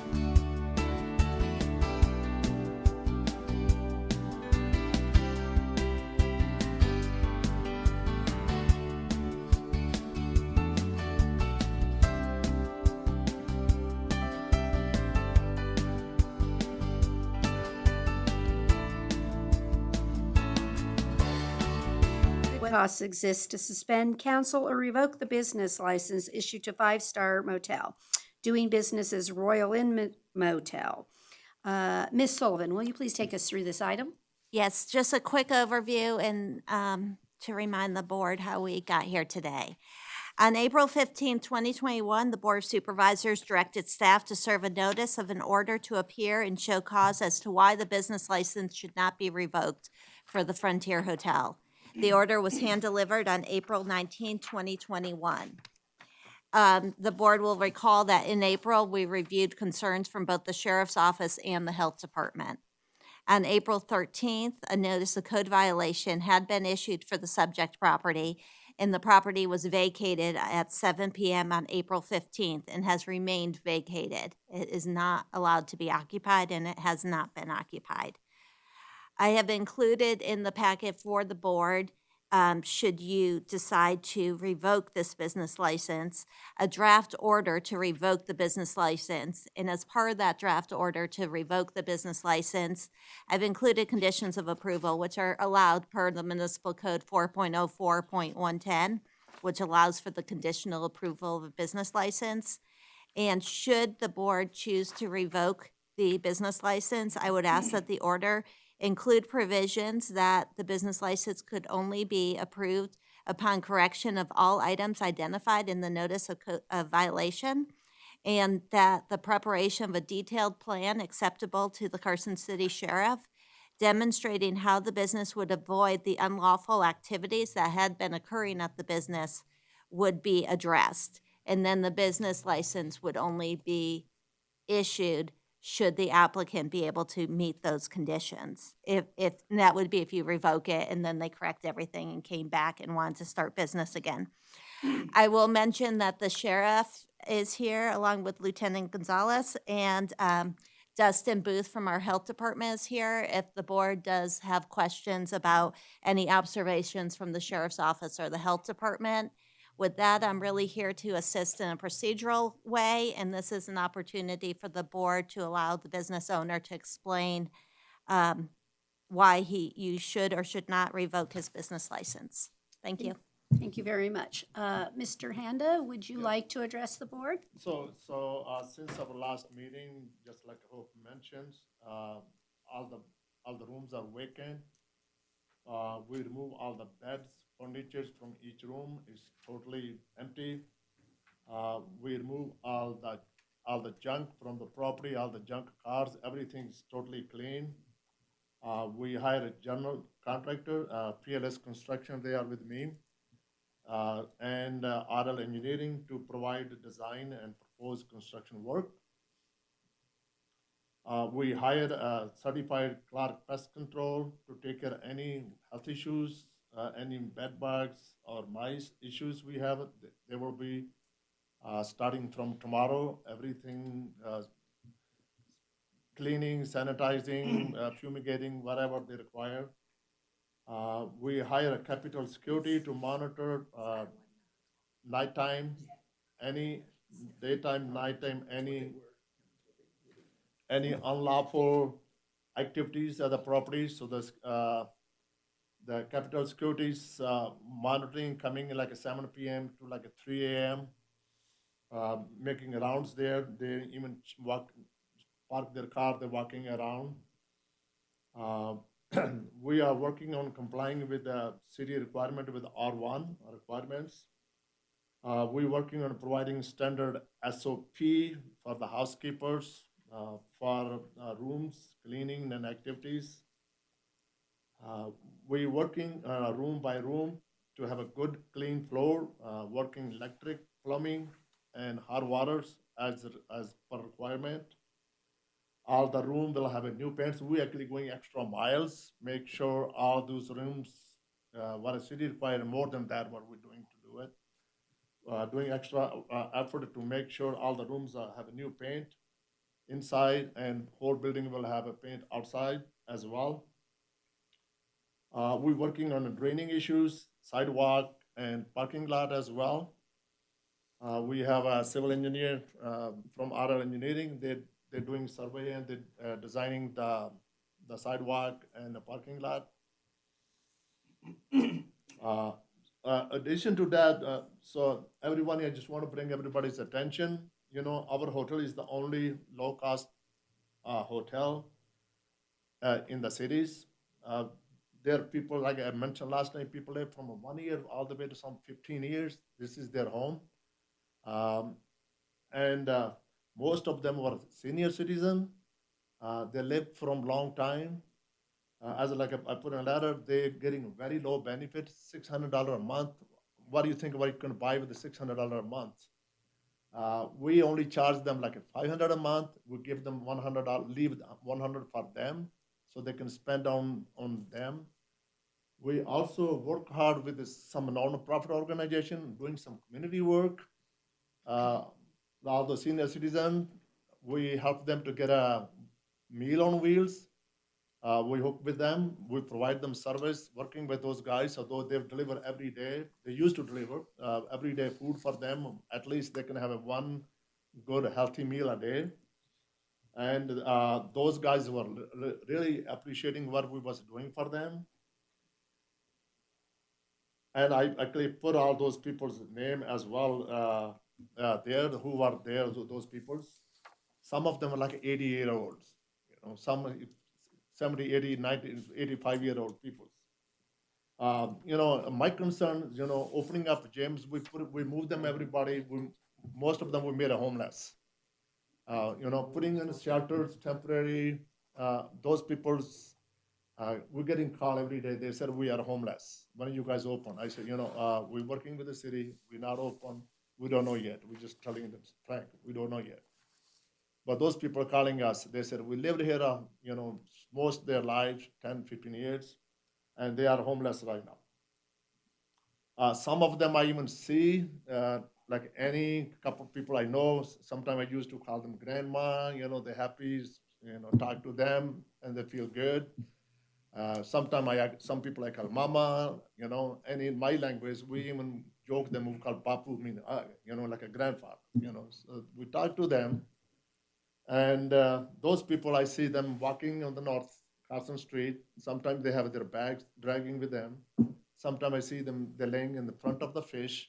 And sometimes like late, I walk around there and I see them, they're just laying down there, sleeping over there. So we was doing a lot of community work, keeping them roof on their head. We know there was some problem, which was going to take care right now. But at the same time, we have submitted a request to the city to extend the time, for extensions, to take care of all the issues, and not to revoke our license, and to be so we can back in the business as soon as possible. So, anyone has any questions?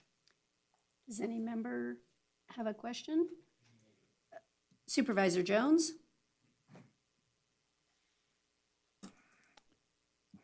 I have a hard time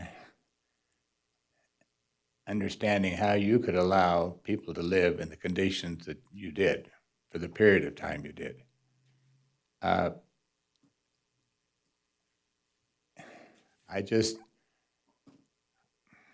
have empathy for the people that had to live there.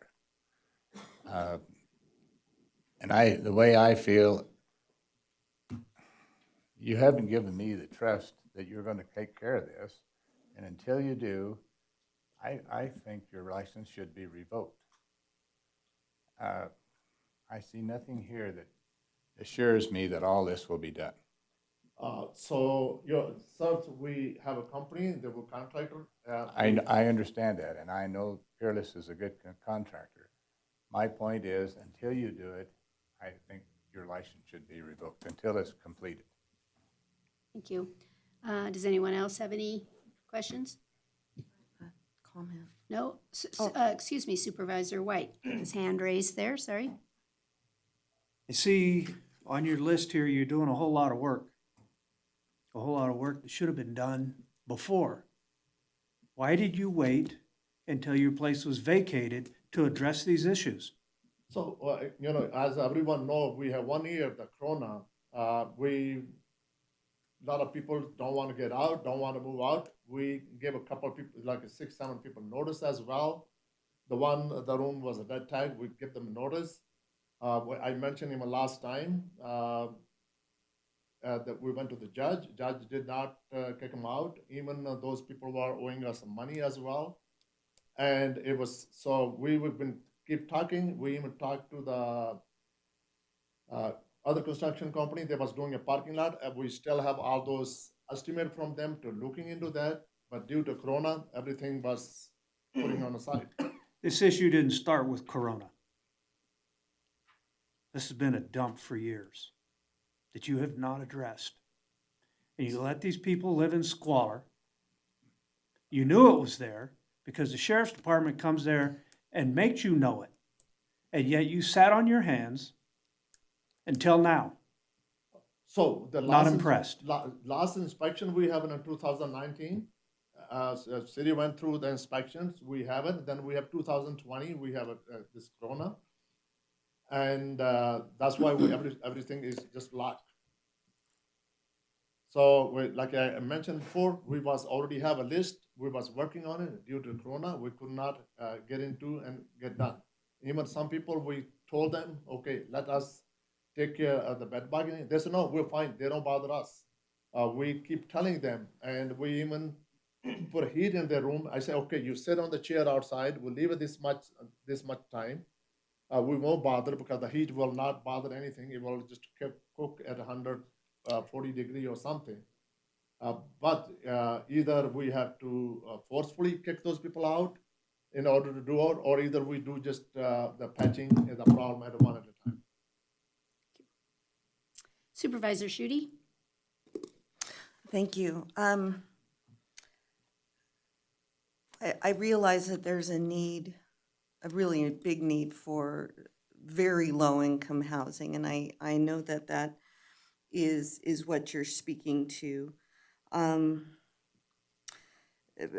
What has happened, though, and I think everyone has, or those who have spoken have said that, is that when taking on this population of the very low income, while I appreciate that this is their home, there's also, you're accepting that responsibility of humane conditions and of reasonable conditions. Those conditions that include running water, warm water, flushing toilets, that there aren't bed bugs and rodents, that there's not crime. When the sheriff's department is called time and time again and looking at the numbers of hours that they have spent, and it's not only hours spent dealing with the situations and the crimes or the complaints or the domestics, whatever it is, but while they are at your facility, they're not available for other calls. And so it's that ripple effect as well of the community impact. In order to, I've worked with some of the residents through the wellness clinic at Fish with Pets of the Homeless. And these folks, this is their home, and they do have their neighbors, and that's where they feel comfortable. But again, if this is their home and they are paying a huge amount of a very limited income, it's really important that their home is a safe place and that there's a reasonable expectation that when the city comes in and inspects water and safety, that it is held to, that those terms are met. And not only once it's closed down and there's a horrible situation. The time, like the wildfire abatement, the time to prevent a wildfire is before it stops. That's the whole prevention thing. We, as a community, want to help all people. And again, I appreciate your willingness to provide these services, but you got to provide the services if this is the position you're taking.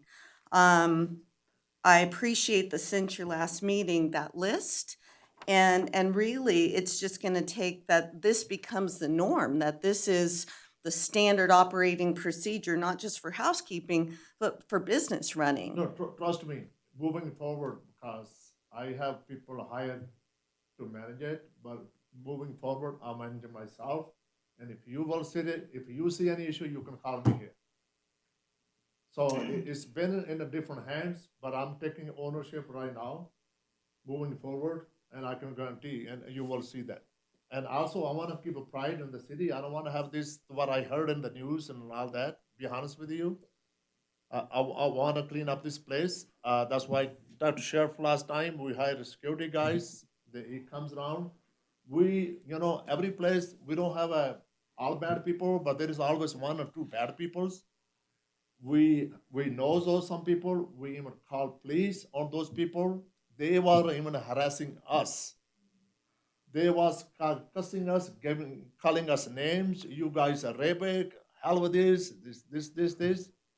We call even a couple times ourselves. We call because they want to threat us. We went to the court. We have eviction notice for them, but still the judge did not kick them out. I can show you all the proofs. So I don't know. I'm gonna go fight with the judge, or I'm gonna ask a request with the city. And every city, every community, we have some bad people. We not all bad people, but then you will find somewhere. And those some bad people come and stuck there. When we got them in, we don't know they are bad people. So those people they are bad in the community, and they're bad for environment. They're bad for everybody. Thank you. Supervisor Giomi? You know, I can't speak to what you went through with the court, but I agree with what everyone said here, and I think Supervisor Schutte said things very well. I'm happy to hear you say you're taking ownership. Perhaps the eviction would have gone different if some of these things on this list didn't look the way they did. I don't know. I don't find the argument persuasive that you're the only option to live. And in exchange for that, people have to put up with what they had to put up with. I don't find that argument persuasive. The things that you've listed that you've done since the last meeting, in my mind, should have been the minimum you've been doing all along. So I don't, I don't think we should unduly punish you, but I also don't think that you've invested in this property the way you should have over the years. And COVID or not, I think it's gotten beyond the point of you being able to operate. So, but sir, it's one thing if we have some leak or something, we turn off the water, and people will keep coming. Oh, I don't have a hot water. But if they don't have a water, so when we turn back on, when they don't have a hot water, we never heard of one single person saying we don't have a hot water. So, well, I think that's part of you taking ownership. No, quite frankly. But when we check, some room have some because it will take a long time to get into the end of the building because it's the length of the times. The water is cold in the winter. We have a pump who are circulating the water. It'll take a little longer, but I'm telling you the honest. If people will not have a hot water, they will keep running. We don't have a hot water. So in order for them to get it, so they know they keep a little longer to get a hot water. What city find, maybe, I don't know, a couple minutes, turn on, it's no hot water. But if you leave it at 10, 15 minutes, actually, which is not good anyway, because 10, 15 minutes, we waste a lot of water. But we never heard one single complaint, we don't have hot water. So let's talk about this even procedurally, because I think maybe some of your angst can be reduced. So currently, your facility is closed. You cannot accept any clients for rental in there. We don't have any. You don't have any. So effectively, even though you have an active business license, you don't have an active business because you're shut down. So part of the consternation I think that you see at this board level is we want to condition your license so that we can have faith in you that you're going to do all these items that you say you're going to do. I don't see in here what your plan is yet that you're going to develop to work with the sheriff's office so that you can minimize crime at your facility. So the revocation process is not going to stop you from completing all of this work, going back into our business license department, working with the sheriff's office for a viable plan, and then obtain your business license again when you prove that you have done as you've promised all of us here today that you will do. One of the other things for me on this is on the conditions, I want to see this particular business license come back to this board. I want to believe you. So I believe everyone that comes up here and testifies. I do. Right? So I want to just put that on the record that I think that you're serious and you're going to do this. And I want to invite you on the first renewal, on the first request for implementing his business license, that it comes back before this board so you can even express to the public. Because I think I don't want to sweep this under the carpet and just have it be administrative either. I think it's important that the community sees what you have invested and done, and maybe you're just going to be our shining star in the end, right? That 6 months from now, we're going to actually see you as the beacon that says, this is how you put a plan together. This is how you work with the sheriff's department. This is how you have a good operating facility to be proud of. Because I think we're all in this together. Yes. Right? And I really appreciate that that's what you want to do too. So please don't misunderstand that the revocation is to say, we're just not going to let you do business until you prove this to us. That's all it is you've already told me you're going to do it, and I'm going to believe you, and you can come back and apply for your business license to open the doors when you've done what you've committed to do. And so I know it seems harsh that it appears to be a revocation, but I don't know any other way to have all parties understand the rules of the game. And maybe that's what we're all trying to say to you, is this is how I get to hold you accountable to your word. And so I'm going to support that we revoke it and add a condition that that it comes back to this board for that first issuance. And of course, the sheriff will weigh in, on whether or not the plan that you work out with him is appropriate, unless. And you're not proposing to change any of the other conditions A through D. You're just adding condition E, which is essentially right, that they come back here on the first one. That makes sense. If I can, it does. I just want to be clear. The business license would still be the issuing agency, and would we add an E that says that the Board of Supervisors finds that conditions A through D are met? Therefore, you have the final say, and then once we check that box, we go back to standard operating procedures. Correct. Okay, so for the benefit of the record, what we would be looking at is the addition of E on the order to revoke business license BL-001033-2020 to state E, the business license finding that conditions A through D are met. Perfect. You guys okay with work? Because I really, really look forward to you coming back and showing us and the public and everyone else that your facility is clean and ready to go for occupancy again, and that you are that community-minded person that you've shown us today. I have faith in you that you're going to come forward. So, okay, does anybody, Supervisor Schutte? Yeah, I agree with what Mayor Bagwell said. The reality is blight brings blight.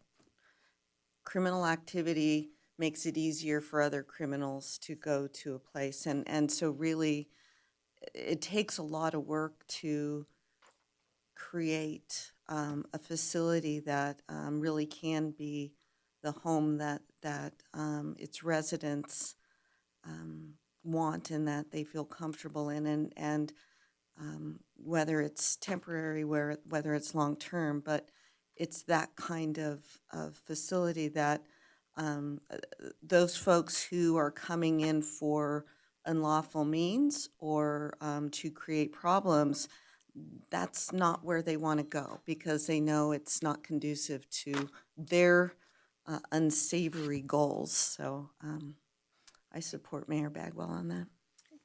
Supervisor White? Thank you. I think bouncing off of your comment about clarity for everybody and the community, can we get the distinction between suspend, cancel, and revoke? Sure. The If difference we can- between the Right, types of the license What's the options? specifics of each of those choices so that when this is done, everybody is completely clear of what did happen and what could have happened? Sure. Mr. Reese, are you prepared to tell us the difference between suspend, cancel, and revoke? Your microphone is up on the little right. There we go. I was trying to figure out how to turn my microphone on. Todd Reese, Deputy DA, for the record. Hope and I did discuss the differences between suspending and canceling and revoking. Suspending certainly separates itself from the other two options. In a suspension, you would simply suspend, not revoke the license, but suspend his ability to operate the business until such time as it was reinstated. Canceling and revoking, there seems to be less difference between the two of those. Cancel and revoke both connote essentially terminating the business license, and in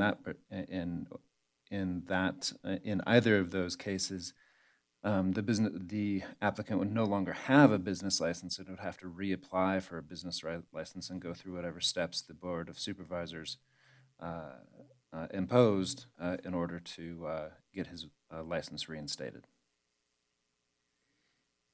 Mayor, if I may, just to piggyback on that. Certainly, Ms. Sullivan. Thank you. Supervisor White, your question's a good one. It's a question as Mr. Reese explained we talked about. To me, revoke is clear. And that's why I wanted to use the word revoke. So can I be so bold as to say revocation is the most severe action that we're taking, and it's sending that message again that you cannot operate until you meet conditions. And that's, again, it's not that you're never welcome back in Carson City, because we certainly want to accomplish just exactly what you talked about today, having a good, healthy location for people to reside. So I think that's the message. We may at a future time look at our definitions and things when we do our code revisions. Right. But at this point, I think the word revocation is probably the most clear definition for the public. Under revocation, do we have clear-cut timelines? No, that's the whole point. Until he meets, Mr.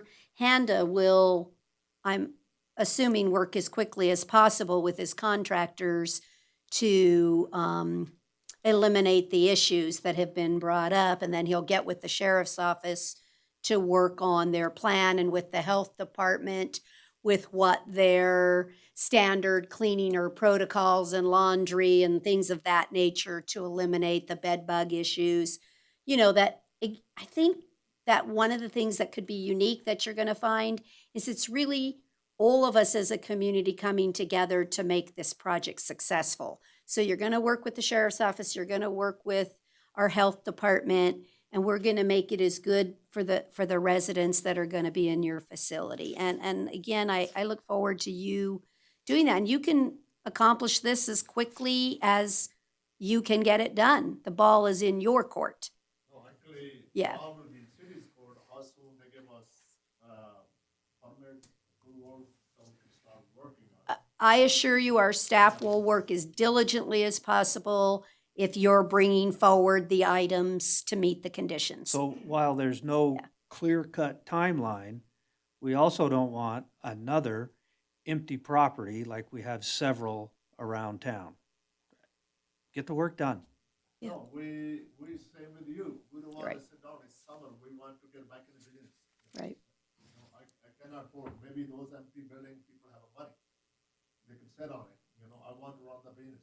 I Right. don't want to leave it empty. Right. Perfect. So it's the sooner the better for me. And us.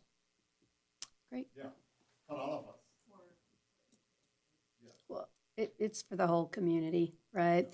Okay. I don't, So oh. what's, maybe clarify, revoke and suspension, if we do a suspend? Maybe if you could clarify if we do a suspend for, until we do this. So the sole difference that we're doing is we're not doing a time definitive answer. So a suspension might say you're suspended for 6 months. We are not going to do that. We need you to eliminate the issues that have been, so you can do that. I don't know, again, I have no idea how fast you can get the contractors out there to do the work. That's what I meant by it's really in your, go as fast as you can, get people to come and help you get the jobs done. And our pledge to you is the city will get your stuff reviewed as quickly as possible to issue permits if that, like you said, if you need a contractor to come in to do some plumbing work, our staff understands this issue. So we're committed to helping you on our side of the ledger. Okay. I don't see any other questions. I'm willing, motion, Supervisor Giomi? I move to revoke the business license issued to Five Star Motel LLC and approve the corrected written order as read into the record by the Community Development Director. I see a motion by Supervisor Giomi and a second by Supervisor White. All those in favor say aye. Aye. Any opposed? Any additional comment on the record needed? Okay, we're good. Thank you, and I look forward to your corrections. Okay. Are we fortunate enough to have the WebEx back up? If we have any final public comment in the audience, we'll go there first, then we'll take the phone calls.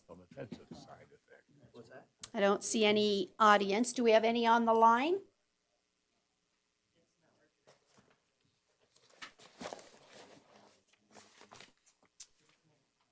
Okay, and I don't have a problem. We'll give it another couple of minutes. We did not agendize that public comment would be by phone, by WebEx, right? So it's only employees technically that should have come in through the WebEx, am I correct? It's the phone. The phone also goes through the WebEx, and so. Oh, then, it's not on our agenda that we were taking it by, but the newspaper said we were taking phone calls? It is on, it is on the agenda that, calls us up at the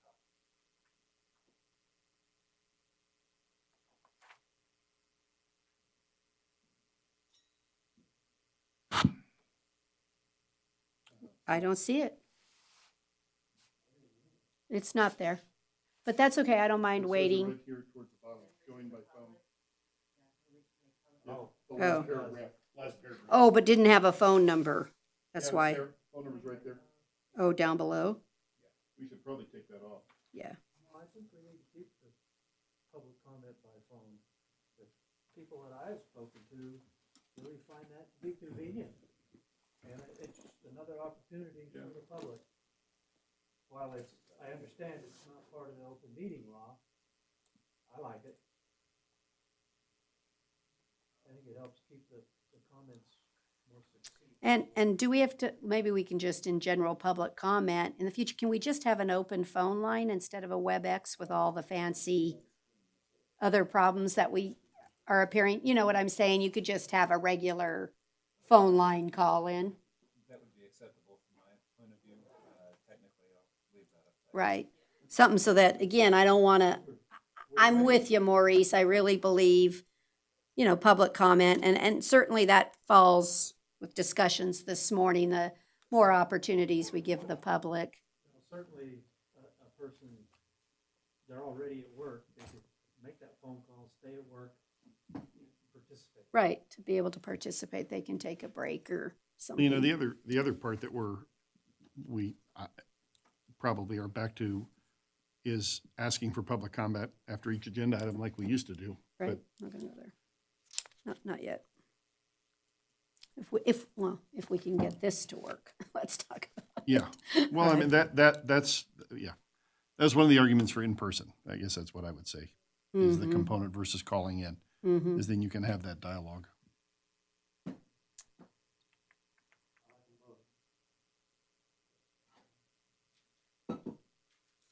Okay.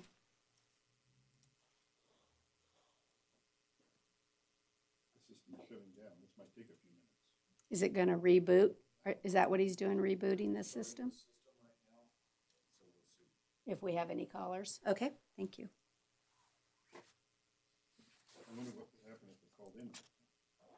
Do we have some alternative for anyone that's listening that we can have them call to let us know they want to make public comment? So that, because if they're listening to us trying to make the public comment, Yeah, just how can I accommodate that Give me your right cell now? phone number, I'll put it out there. Yeah, mine's out there. They can. But, I'm just looking, I don't want any of the public not to have an opportunity to comment if they're holding on the line. Can they call into our, Rachel, into our office? Yeah, I was gonna So say that that Rachel can let us know we If there's someone have on the pending line. callers. Yeah.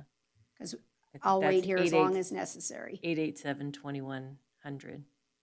So if we have any member of the public that is trying to give us a public comment, please call 887-2100 and let us know. We're happy to wait for our technology and receive your public comment. But if you can, and then I'll she'll let tell. us know. Okay, thank you. They're working on it as quickly as they can. I don't know if we're talking to anybody, but just in case. Talking to ourselves. Yeah, but that's okay. Kind of like what we do when you have teenagers. And we'll at least wait 5 minutes for our executive office to tell us if anyone is asking to make public comment. Well, can I then just make another comment? Absolutely. So what we were speaking about Memorial Day, and yeah, if anybody has the opportunity to come to the Memorial Day celebration, in addition to helping put up flags or remove them, please do. And also, while at Lone Mountain Cemetery, back in 2013, the Chamber of Commerce leadership had a project, and we put up signage around some of the granted, every gravesite is meaningful and important, but some of our founding community members and their stories are shared. And even like Jenny Clemens, who was Samuel Clemens' niece, and her story is so interesting. So I would just invite folks to read the signage, and really it's a great way to learn more about Carson City's history and really how much history there is.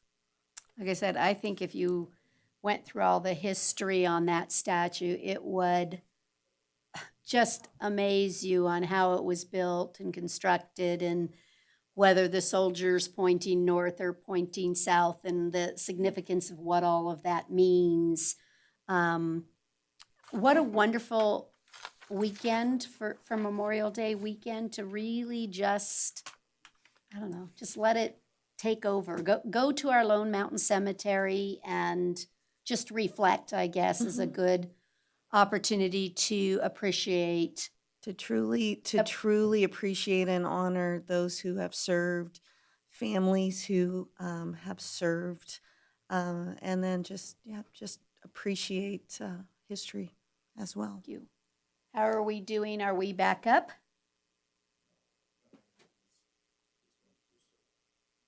And we have contacted, again, I want to give sufficient time, has indicated we have any phone calls coming in to the office? Not yet. So should we give it like another 2 minutes for the public to phone in to our alternate line? Again, that's 887-2100. We'll give it another 2 minutes, just in case there's somebody listening to us. We're probably talking to ourselves, but that's okay. I'd rather err on the side of caution. Yeah, we're way too quiet. Way too quiet.